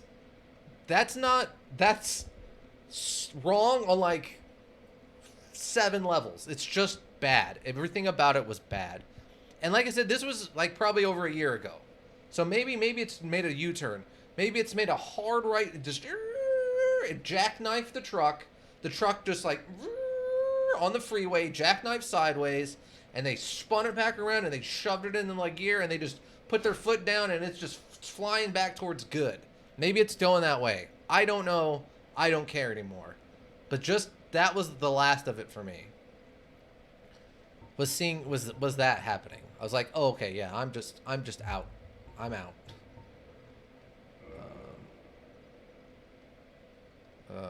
No. Cancel, but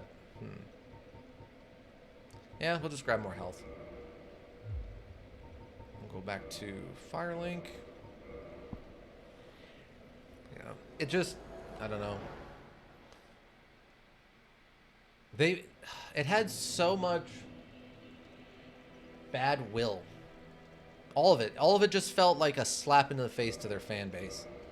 Over and over and over again. And it's cool, like I think the last thing I heard about it was one of the Twitch channels I watch.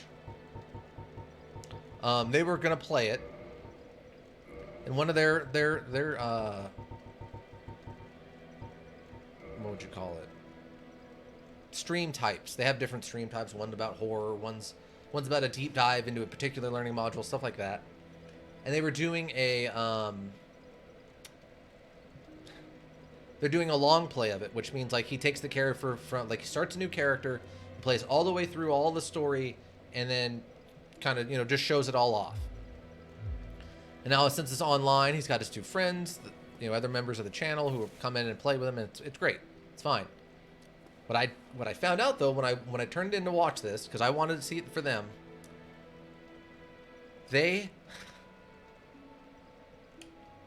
so the story from Destiny 2 is no longer the main story that you play through.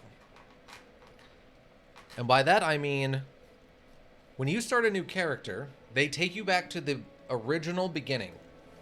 Back in Destiny 1, where you like wake up and the ghost turns you into a person, and you go through the wall and you fight stuff. They take you all the way back to there. Why? Because they've added the zones from the original learning module that got removed when they went into the second learning module. So all those places that you need to run through to get to progress are back in there now. So once you complete the tutorial area, if you want to play through the story, the main story of the first game, Destiny 1, or the main story of Destiny 2, you have to go and find a person and like boot up, have them like put you in a reproduction of those missions to play through them. Otherwise, the stuff you're jumping into is whatever's current to the season. So there's even like a de-emphasis of their own story, because there's no longer like a story mode. Like they removed the main story. Now it's all just, if you want the story, go and find a person who will take you and let you play the old stuff that's, no longer relevant. Otherwise, just play whatever's current in the season. And I saw that and I'm like, oh, so they don't even care about their own story anymore. And that makes me sad. Like I think I need one more of those. It just makes me sad. Oh, perfect. We nailed it. Okay. Yeah, ladies and gentlemen, it is awful. It's really, really bad. It's more hit points. More hit points.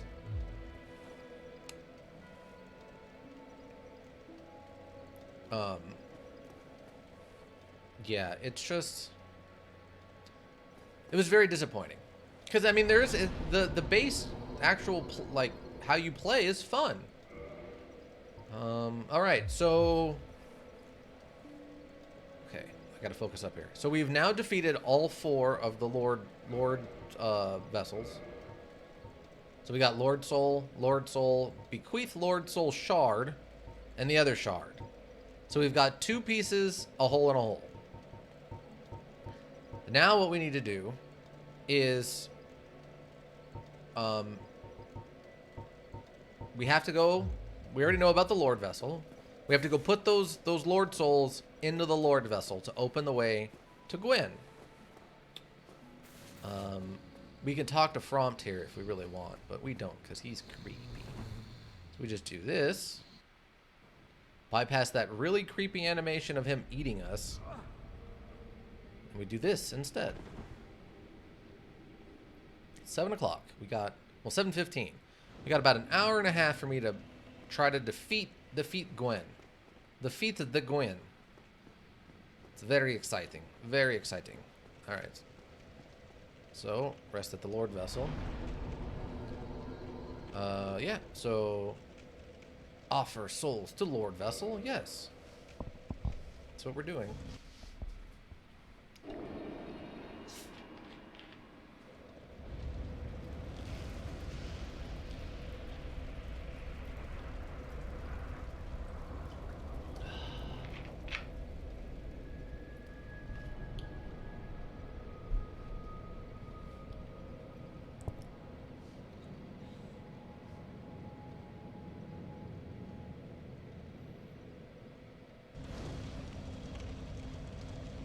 There we go.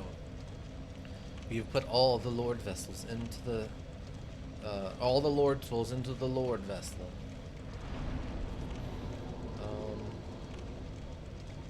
Apparently...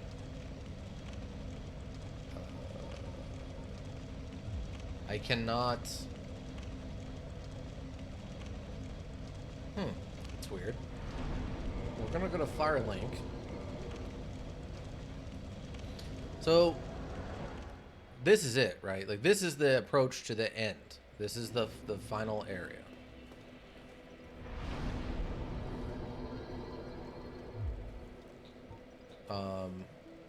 Oh, good. It does give us 20. Great. So, where is it? Wait, what? I guess it doesn't actually give us a way to teleport to it? Huh, I guess not. Alright. That's fine. We can just go back over this way. Oh, he's awake now. Shocker.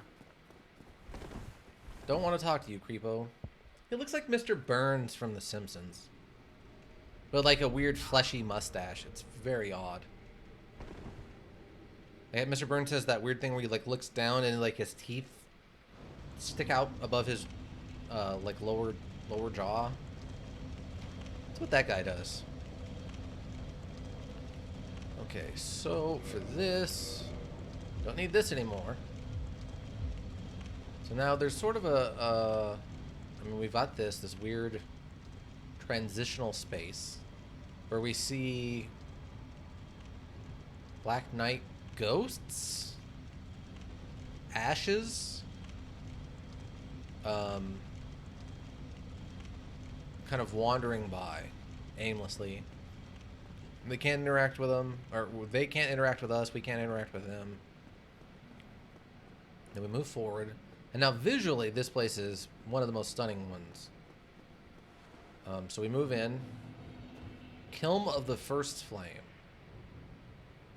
So this is where the flame, the first flame from the beginning of the story, was kept, is stored. And I love all the visual effects of, like, everything burnt and turned to ash, and like this flame at one point or another must have been huge and powerful and a torrent of destruction and fire and capability, right? Like it must have just destroyed everything around it in all directions. But now, as you can see, it is not like that anymore. It is calmed. I mean, we're running around on presumably ash and sand, probably mixed together a bit. And now we have the fight with these things. Now, there's actually kind of a double... Oh, a Titanite chunk. Okay, yeah. There's kind of a dual purpose to these. Obviously, this is the final push to the end. So you got to put really tough enemies in the way. I understand that. The second thing, though, is their fighting style is a weaker version of what... Oh my god, they hit so hard. Of what Gwen does. That's not what I wanted, but it got there. Okay. And by that, I mean... Oh, dead? Yep, they got me. I don't know why he's not jumping forward like he's supposed to, but alright. But Gwen's fighting style is very similar to theirs. And they act as a sort of a series of warm-up dummies for the fight with Gwen.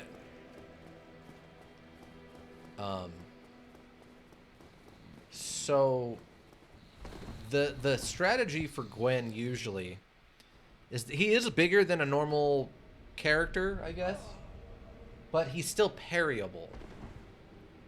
And there's a few of his moves that are very blatant and easy to parry. So the strategy for fighting him is to parry him and do it that way. Now, obviously, through this playthrough, I have not been using parries basically at all. I'm going to try not to parry him. I have no idea how that's going to go. Because it's a tough fight, generally. And even more so if you're not using the parry system to try to, like, optimize your damage. Wow, okay, I didn't think that would have got there. And he didn't. Okay, well, we both missed, so that's good. Oh, he dodged. Okay. Sir, I need you to... What? We just... Thank you. My lord.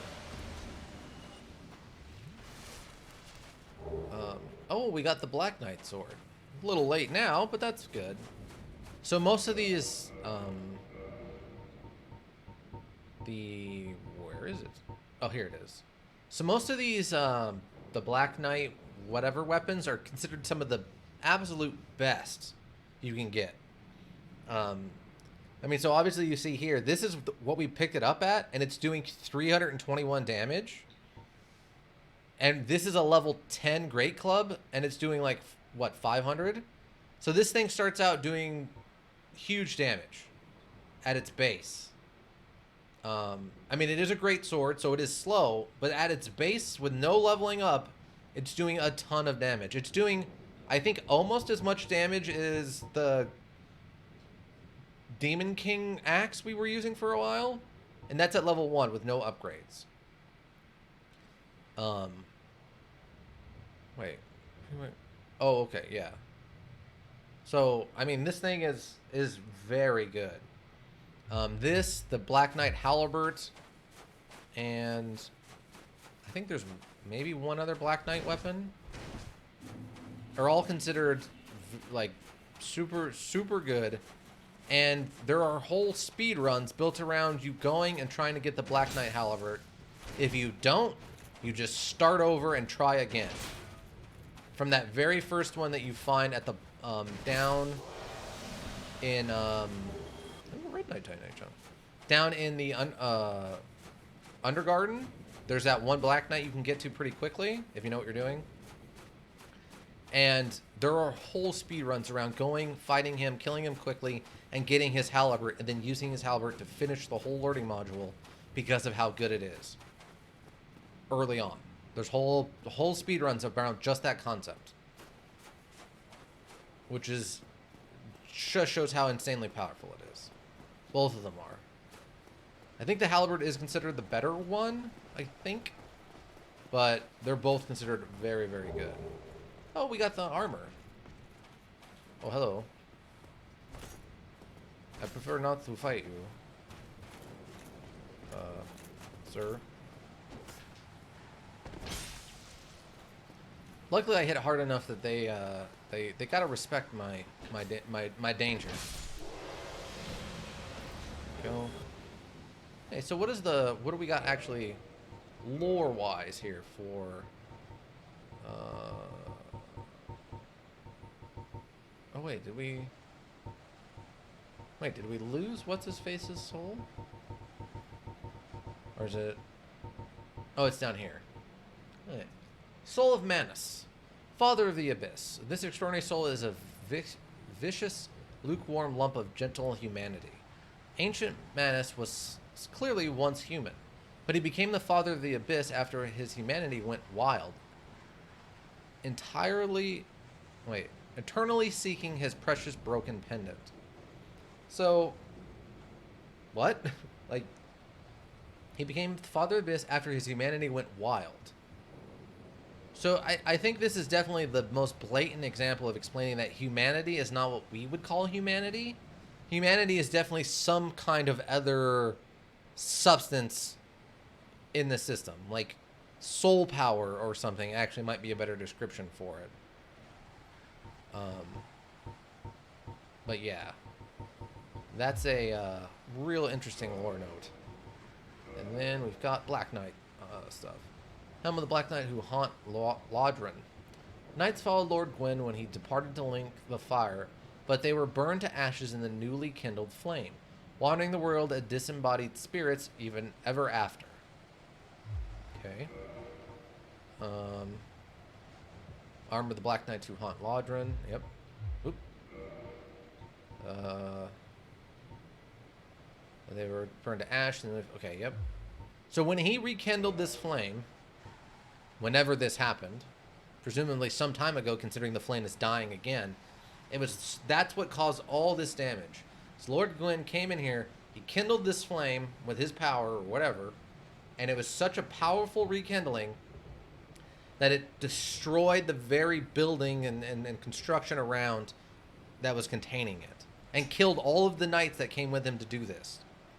Which is why you've got the Black Knights, which are the ones that are burnt and scorched, and are what remains.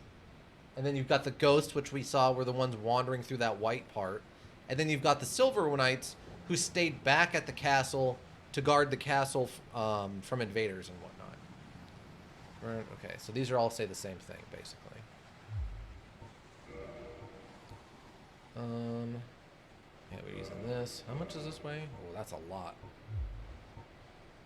Should have worn some bomb suits. Yeah, exactly. They're just idiots back then. What can you do? What can you do? Yes. Okay. So yeah, it's and most of this lore I'm only understanding at a base level. I've tried to watch some YouTube videos and stuff on it, but I mean, when it's a lore video that's like 3 hours long, it's a lot to try to take in all at once, and you have to be really into it to stick that into it, and I'm not that into it. I think the last one I watched that seemed thorough was that basically the lore, if you kind of pay attention, is explaining that a sort of revolution took place, and White Titanite chunk, cool.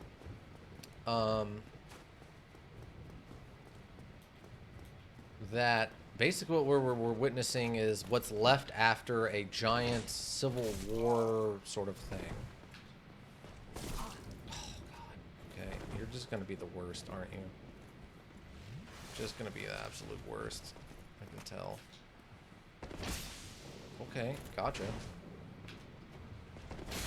Okay, the trade. The trade was probably worth it. Blue Titanite chunk. At least they're dropping, like, really valuable stuff.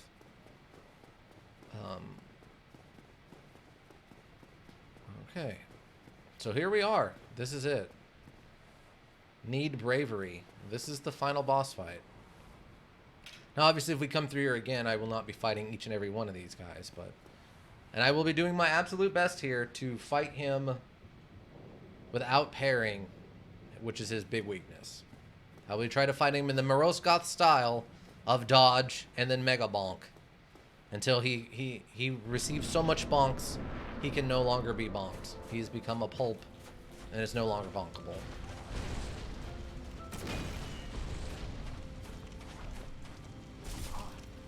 Okay, he doesn't hit super hard, which is good. And we're hitting him pretty even, honestly. Oh, we got him anyway. We got him in the jump. He hates... No, no, no. Yeah. Oh, okay. He blew us up. But it actually didn't kill us or anything, so... Yeah, he hates when you heal. It actually, like... I don't know if it's provable in the programming, but he will... He will attack you. Like, you have to... It's more, not even just finding an opening. It's like...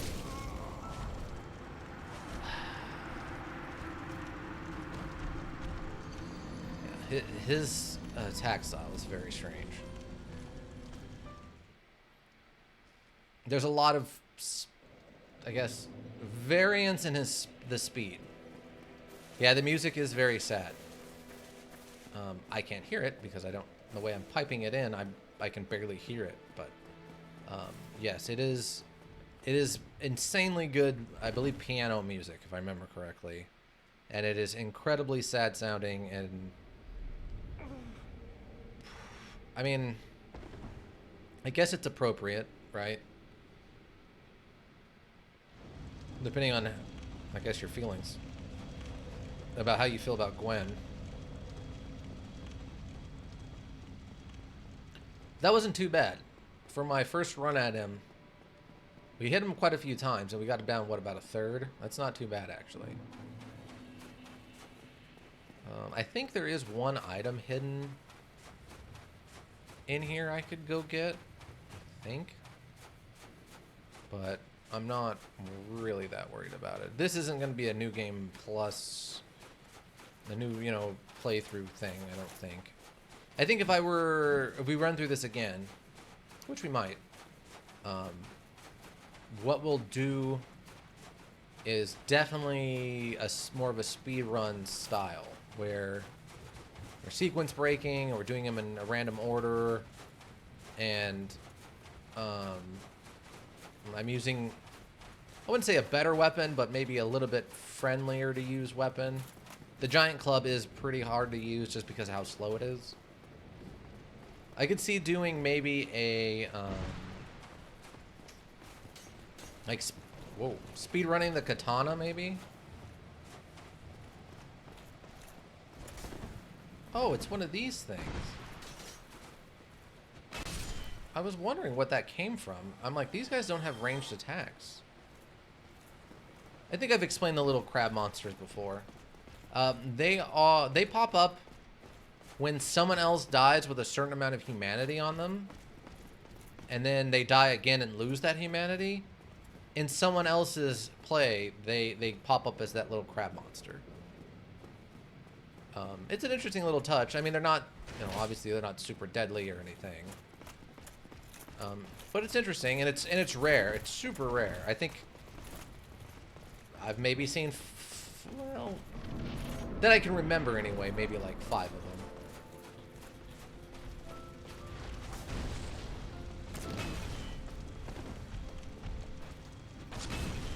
Oh, he can be staggered. That's good to know.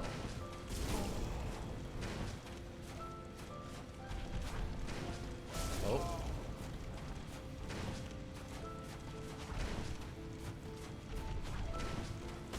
You can kind of jam him up a little bit on walls and stuff, which is, oh, come on.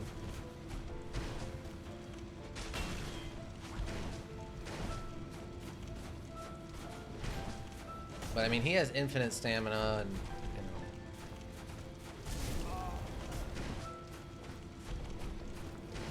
So it's really figuring out which of his attacks you can hit him around when he whiffs.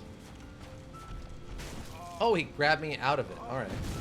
Good night, Snow. Smash his toes. All right, thank you, Ika. Thanks for stopping by. Hope to see you back on Thursday.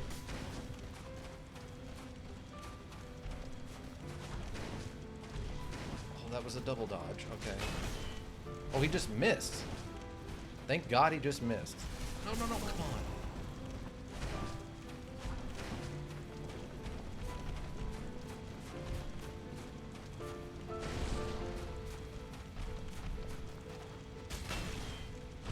Oh, wait, what am I one-handing it? What? Okay, I'm gonna heal. Get out of there.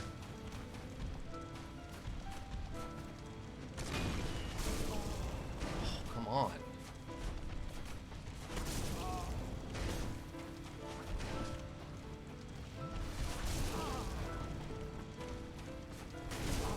What? No, no, no. There's no way that one should. Oh, wow. He just went right through it, eh?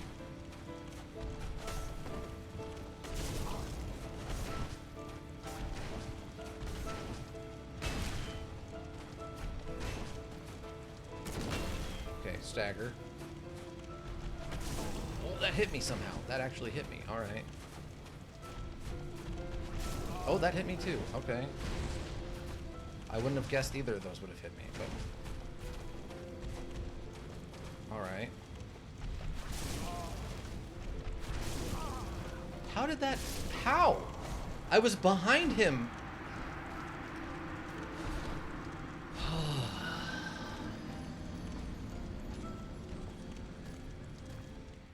It's just... I find it interesting what corners they give the advantage to the AI to make them challenging. And like coming out of skipping what do you call it? Skipping recovery frames and animations and stuff. It's an interesting choice. It's definitely good. It's definitely strong that they're able to skip those recovery frames. Does this give me 20 if I sit here? It does. Okay, cool. So it is worth sitting down for a second.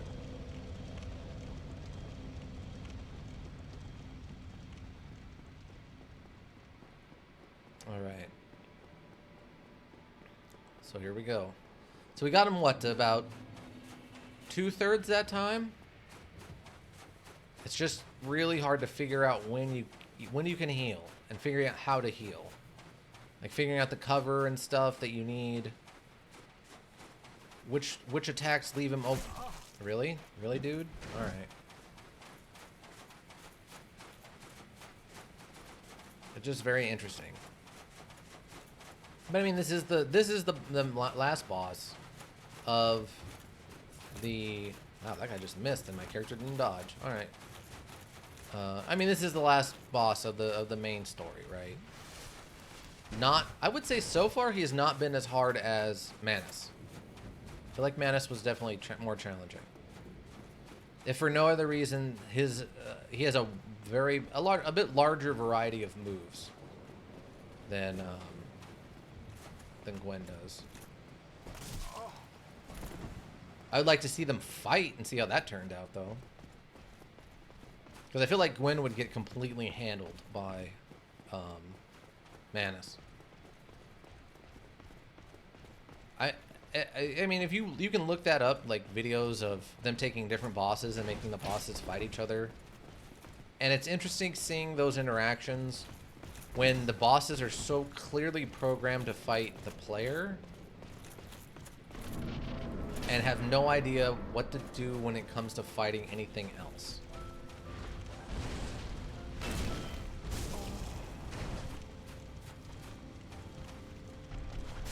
That shouldn't have hit me, but alright. Like, that is the epitome, I think, of, like, the magical... Wow, you caught me behind you! That's different. Alright. It's like the epitome of the... These aren't people fighting, these are things designed specifically just to fight you style of bosses.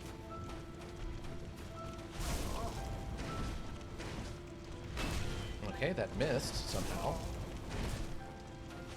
Don't know how, but it did, apparently. Yeah, see how aggressive he gets when I try to heal? Man, that fast attack, though. See, that's actually one of the Dark Knight moves from the Soul Taker ones. Yep, look at that. He literally flew through the geometry when I tried to heal away from him to punish me. Like, that's deliberate, right? He'll literally walk around in a circle and not attack me most of the time, right? He'll do good attacks with good timing, but as soon as I try to heal, even when I'm far away from him, he has a specific move to fly through the geometry to come and hit me. That's... I mean, it's cool, I guess, like, that's what you want to do to make this fight hard. Is make the AI able to punish you whenever you try to heal. But, I don't know, it just seems... I don't know, the wrong way to go about it.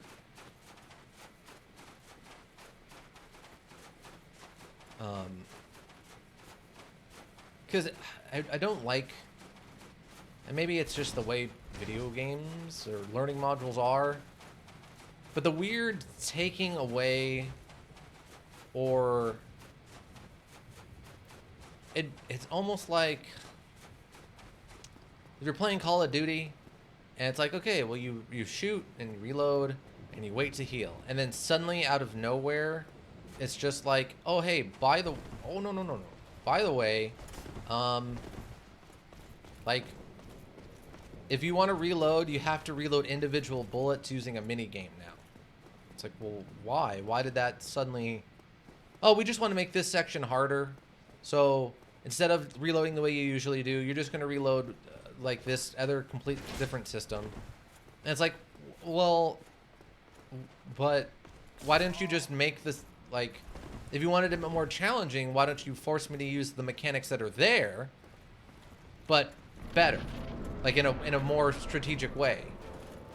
And it's like, well, that would require a lot of testing and trying and stuff. And wow, he hit me. All right, I'm pretty sure I was behind him, but all right. So you're like right there. I actually had enough time after that. Failed. Wow. All right. A new third attack. Cool.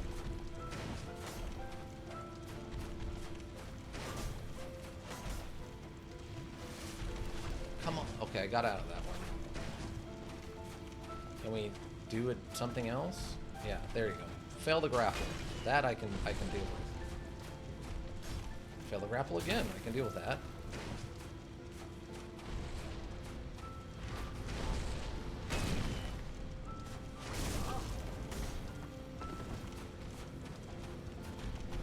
I can deal with you failing to grapple.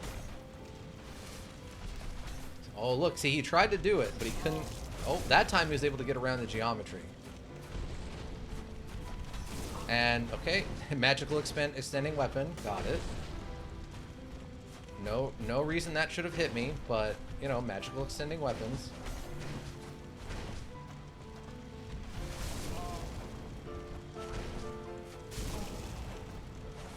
Okay, well, we tried to roll. Okay, there's a heal. Or not. Okay. He's also... And he grabbed me out of the dodge. Okay.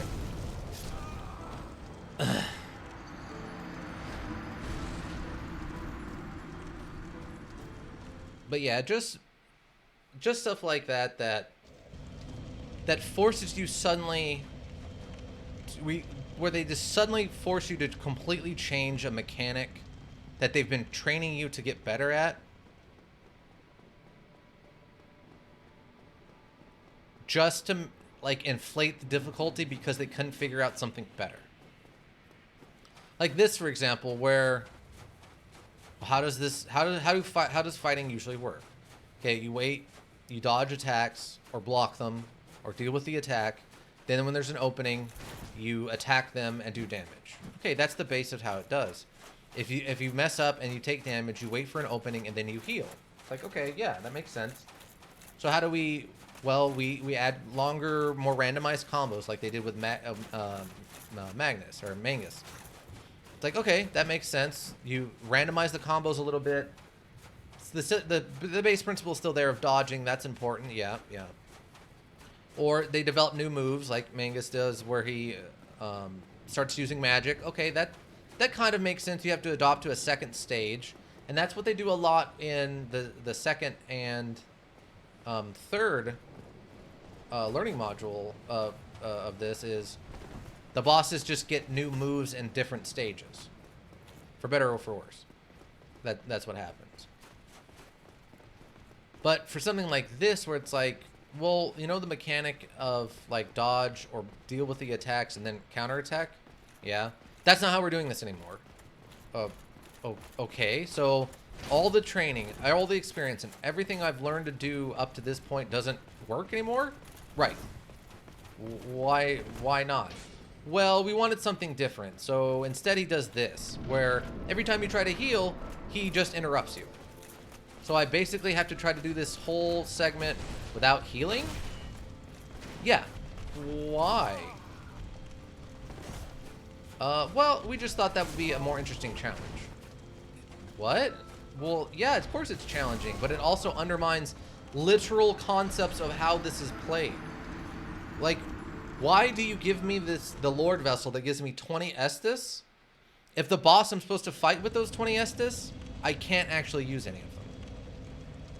What's the point then? What are you accomplishing in this case? It's just interesting. It's interesting to see that this is the choice they made on how to make this boss harder, is that he suddenly has special moves designed specifically to stop you from being able to heal, that allow him to break the rules of the combat and the landscape, specifically to interrupt your healing. So, like, it's a very weird choice. Like, this fight isn't terrible. It's fine. It's a good fight. I think I understand why people say the Magnus and the Artorias fights are better, because they are 100%, because they don't undermine the concepts of that we've learned up to this point to make them challenging. They make them challenging by making them better at combat. Like, Magnus has moves, and then he starts using his magic, which is something he should have canonically, and he has a variety of different attacks. There's not a lot of attacks that even allow him to come out of his stagger animation if he whiffs or whatever. Most of those don't get shortened and allows him to get cut off. Like, he falls through on those, and that's where you find the weak spots, and that's where you hit him. Like, the Magnus and Artorias fights are obvious. It shows obvious learned experience on the part of the programmers how to make a fight more challenging without making it unfair or unfun, I would say.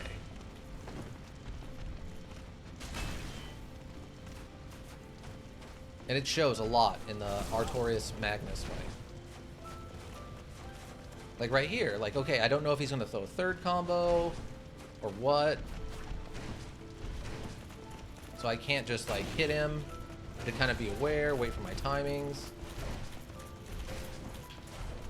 Like that. So I saw the third, I dodged, I countered, I hit him, staggered. Okay, we're doing good. So we know he has there's a 4-hitter on that quick swing. He has stupid range on that attack.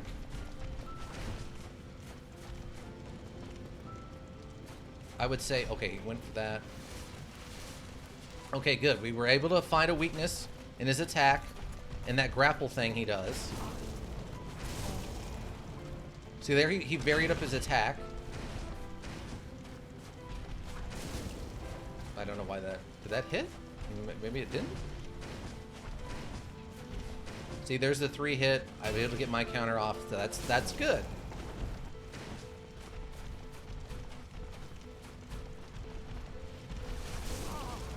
See, but now he's undermining my ability to heal with his special moves that allow him to move through the geometry.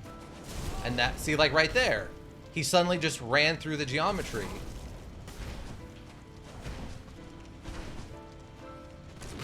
And that's what I'm talking about, where he has these special moves designed specifically to undermine the concepts of, like, healing, which is a big part of this whole learning module. Is the Estus Flask are a big part of it. And if you take those away from people, you're undermining a big portion of the whole experience.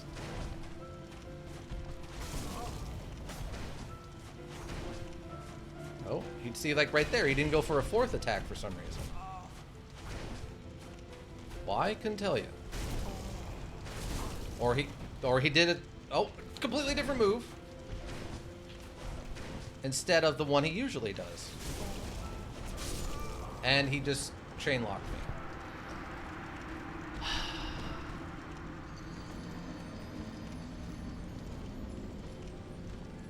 Alright. Even though I've dodged out of that first hit and dodged the second one, that time I couldn't for some reason. Okay.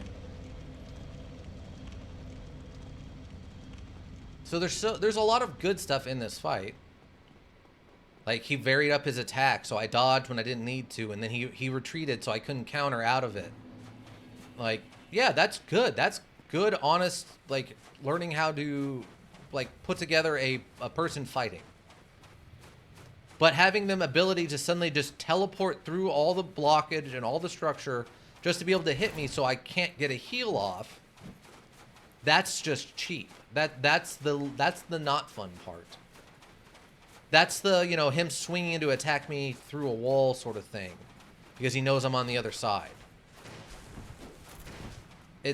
It's the stuff that's considered so bad about the, what do you call it? The, I want to call him the Scissor Demon because he's got the two swords, but he's not a Scissor Demon. With that fight in the, as you're going into the depths, the reason that fight's considered so nonsensical is because he can just hit you through walls. The two dogs are there for no, like, just to make it even worse. It's just generally considered bad because there's so much cheap stuff that really isn't him being smart or good at like sword fighting. It's just, hey, let's just pack more and more stuff on here on top of you, instead of, hey, let's design a good boss fight. It's difficulty through laziness, and it just really shows through in some of these fights. Like, this one's not the worst, obviously, and obviously you have something completely opposite, like the Bed of Chaos, which is really bad.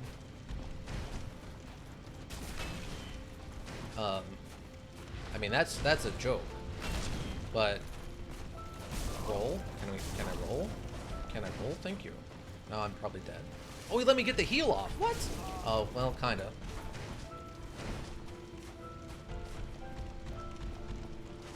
Yeah, right there. Hit me through the thing. Uh-huh.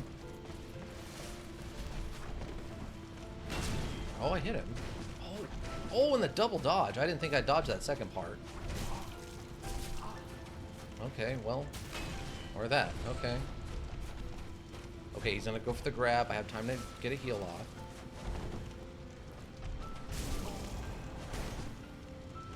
And then, nope. See, he didn't throw a fourth one there, and he dodged instead.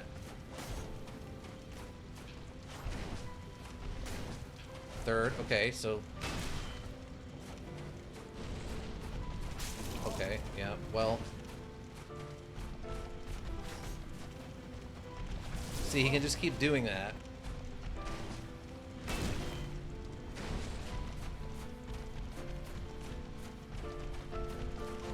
Okay, that, I understand why that hit me, but... Okay, good, heal. Roll, third? Nope, no third on that one, see? No fourth hit on that combo either. Even though previously he had fourth hit me on that one. Third. He goes for the third. I know I'm safe to counter. I'm learning the fight. I'm learning his movements.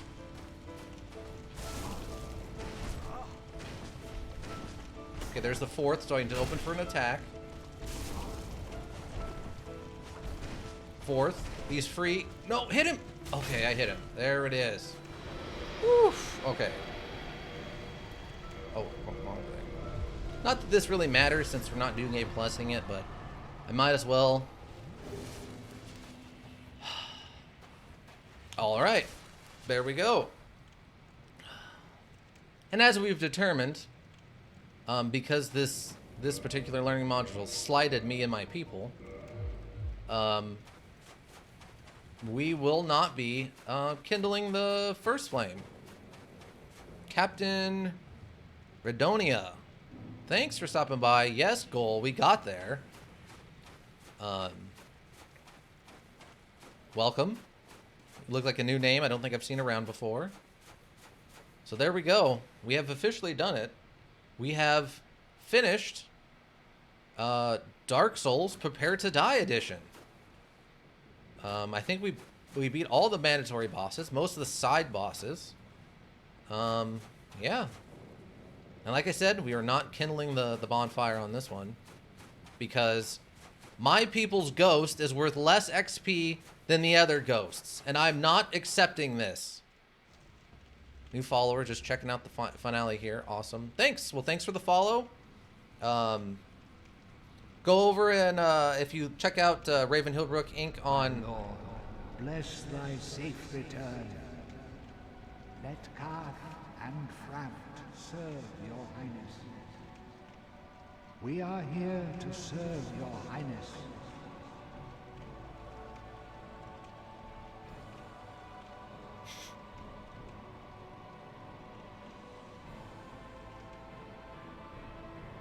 Let true dark be cast upon the world.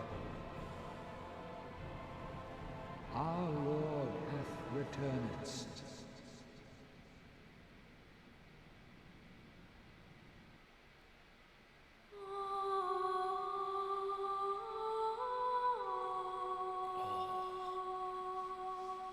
That finale music. So, as you saw there, Frompt is not the only one of those lizards. Or whatever they call them. You can actually meet two during a normal playthrough.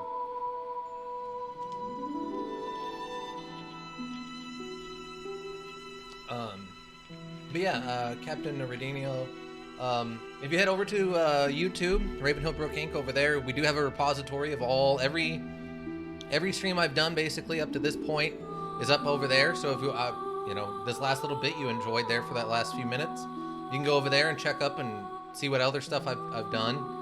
Now that we finished this, let this play through, I guess, while I talk. We'll be moving on to kind of a Ica special here. I brought it. I saw it. It looked interesting. It had good reviews. Figured I'd bring it in. I know he's a big fan of the 2D Castlevania style, kind of Dark Souls style learning module. So we'll be going on to Dark Ascension. I don't know anything about it. I'm going in basically blind, other than I know it's a 2D one of these. It seems like the premise is you're like a knight or a monk from a particular church or religion who's out to try to make up for some slight that they've done against their church or people or whatever, and they're trying to make amends for it. But that's literally all I've got from just kind of the imagery and the little bit of stuff on the store page. Other than that, I'm going in basically completely blind. Let's see. It is 8 o'clock.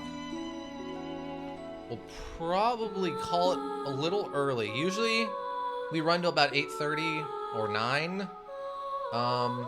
But I feel like jumping in right now with 30 minutes left into a whole nother start a whole new learning module isn't going to be the best. So we'll probably call it a little early. Plus I have to be up earlier for work tomorrow than normal. So it's actually kind of worked out that we finished it up right now. Also, I think this is my first time beating Dark Souls using a high strength build. I think the last time I beat it, I think the one time I've actually played it through all the way to the end and beat it was with my Cestus build, which was brutal and not really a ton of fun. Interesting, punching everyone to death, but not the most fun. And I think I might have done it once with a katana agility build. But this is definitely my first time beating Dark Souls with a high strength, big two-handed weapon build. Also there, if you're looking in the chat, you can see that that's the link for our Discord, our open Discord over there. Join on in, stop on by, post all the hilarious memes. Just a general, nice, relaxed place to stop by and say hello. But yeah, so next week, 5:30 p.m. here, we'll be starting Dark Ascension, brand new. Like I said, blind playthrough, completely blind. Thursday, 5:30 p.m., we'll be continuing our playthrough of Dead State Reanimated Edition. We are, I think, on about day 70, well, probably like day 67 of 80. We are at the end of that thing. We have explored 95% of the locations on the map. I think our plan was to go visit the last 3, basically, that we have left. 2 farms and a chemical processing plant. After that, it's probably going to be story mode, story stuff, dealing with whatever factions are left, whether it's the evil military, the good AWOL military, the regular military, and the weird racist militia. Oh, and we roll right into new game plus.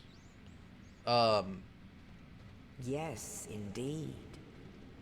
The dark sign brands the undead. But yeah, so we should be hopefully in the next like And in this land, 2-3 weeks we'll wrap that up, and then of course come back on the Saturday. undead are We have corralled our and led to the immersive, north. aka no face cam horror streams. We are hopefully almost done with Resident Evil 0. Where they are We've been at it for a locked few away weeks now. await It's been the interesting end of the world. going back to play one of the old kind of slower Resident Evils, even if it is upgraded with better graphics and This better is your controls. fate. I don't know if we'll finish it Saturday, but we should get pretty close, I would think, based on what I understand. But yeah, after we finish that up, I think there was another learning module someone asked me to play, which was Pathologic, which the infamy of Pathologic, from what I've seen online, is kind of scary. There's 3 characters. You come to a small town back in maybe like Industrial Revolution time that's been besieged by a plague, and you're there to try to help. Apparently, it is super hard, very confusing. There are tons and tons of options and things that can happen, and scripted stuff, but unscripted stuff. Apparently, like, it can take, if you go all the way in and want to beat all 3 characters and all that stuff, it can take over 100 hours of play. There's just a ton, absolute ton of stuff apparently you can do with it, but you can also kind of focus up and just stay on the main story and burn through it pretty, like, not quickly, but in a reasonable amount of time, which is probably what we'll do. We'll probably pick one of the 3 characters and play through that. From what I understand, the 3rd character, the kind of faith healer character, is kind of the most complicated and involved, whereas the other 2 aren't as bad. But this is only from literally reviews about that learning module, and it's Pathologic HD. I've heard that Pathologic 2 is basically a remake of the first one, whereas but like simplified to make it a little bit easier. Not worried about it being easy. I want a good experience of it. But yeah, as you can see with the new game plus stuff, we just keep everything basically. We roll back into it. This is how you get some of this stuff. Oh yeah, what does this actually say? Let's get a little bit of lore here before we call her quits. Soul of Gwyn, Lord of Cinder. Lord of Sunlight and Cinder, who linked the first flame. Lord Gwyn bequeathed most of his power to the gods and burned as cinder for the first flame. But even so, Lord Gwyn's soul is a powerful thing indeed. So he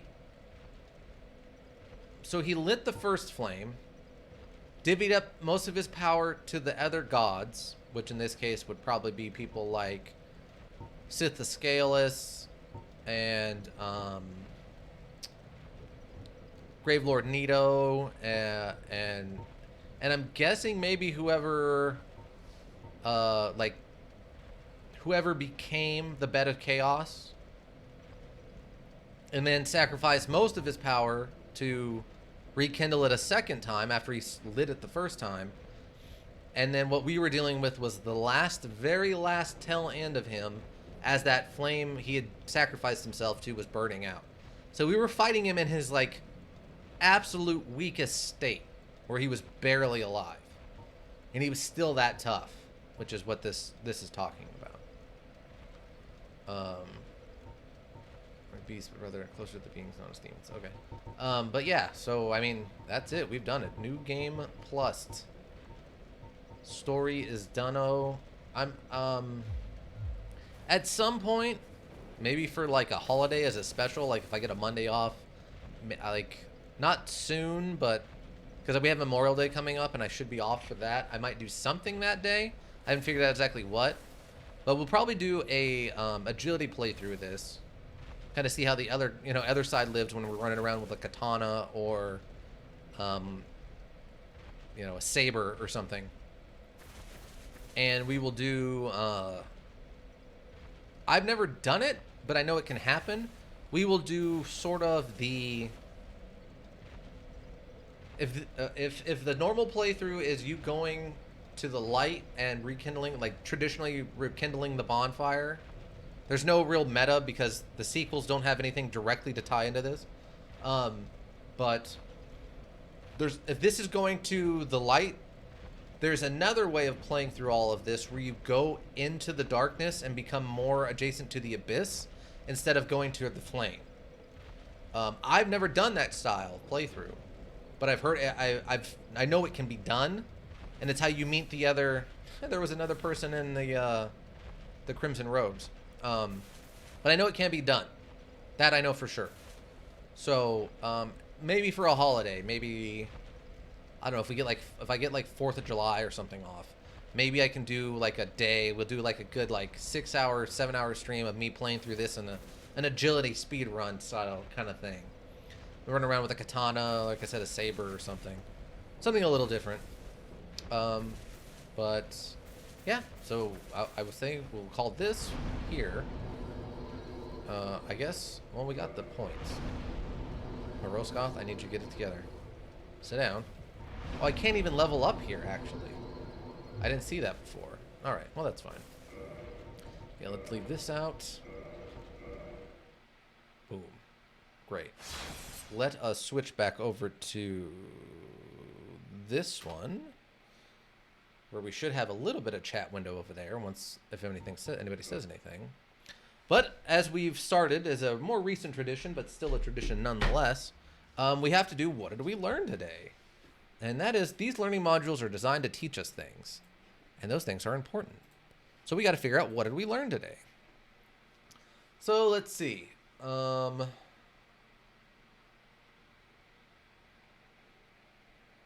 Sometimes, okay, hold on.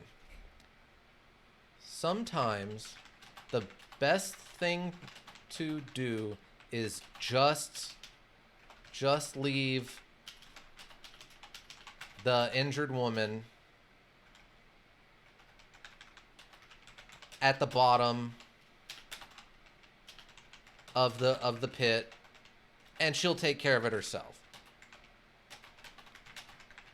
I think we learned that one, unfortunately, the hard way. Like, we don't know what happened to her. We really don't.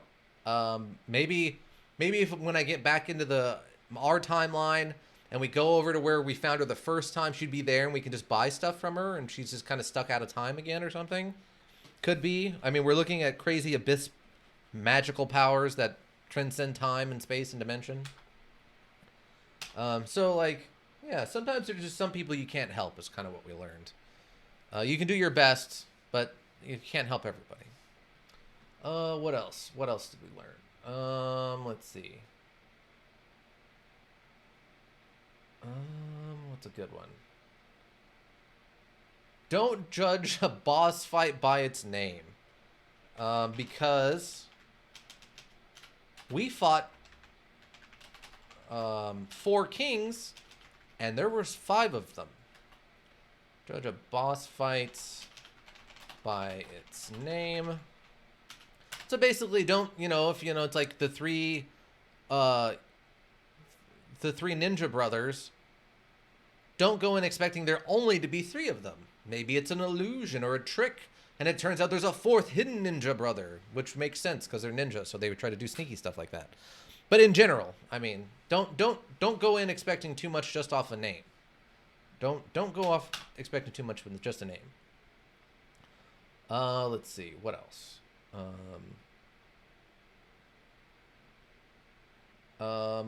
I think the old adage is true. Moroskoth spoke softly and carried a big stick, and look how far he got. He became the new king of the snake men things, the serpents. So, old adage, yeah, adage is can be true. True. Speak softly and carry a big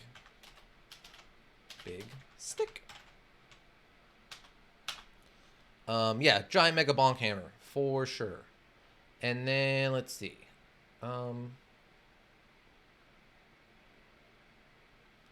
What's the last one? We need one more. We always try to do for 4. We need 4 things we learned.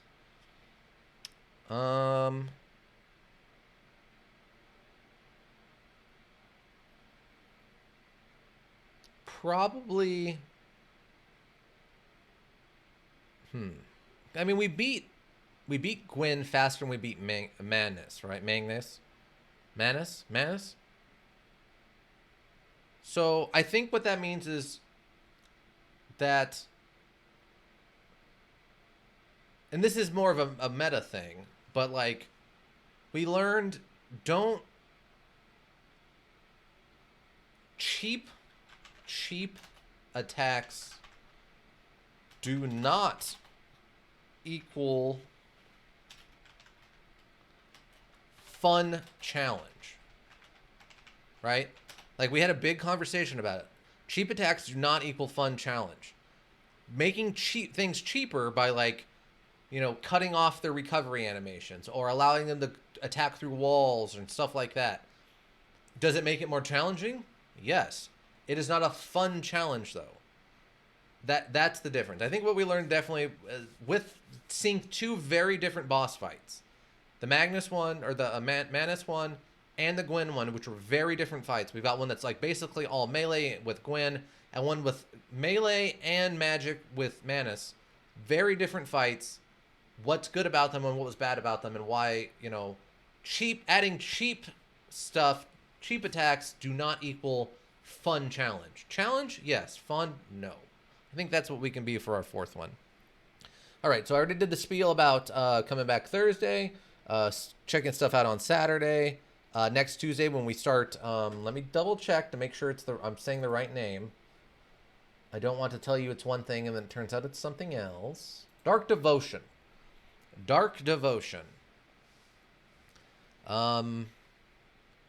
There's...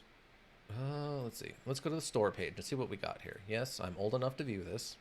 I promise you I am. I mean, it's got 36 very positive recent reviews and 1,300 mostly positive reviews. And it released 2 years ago, basically.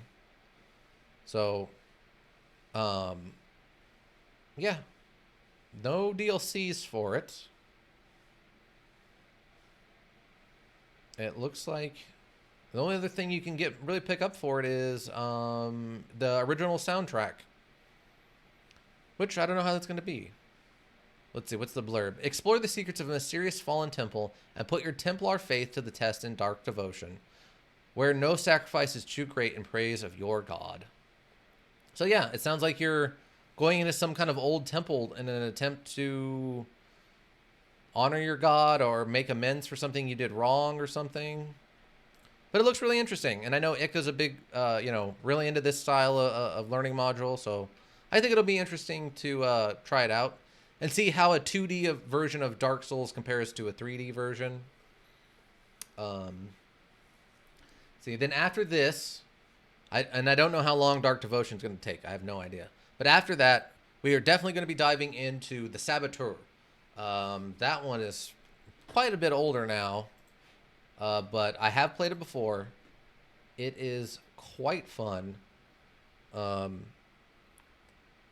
Basically, you play a member. You're I believe it's an Irishman who is in England, like mainland England, during the, where is it?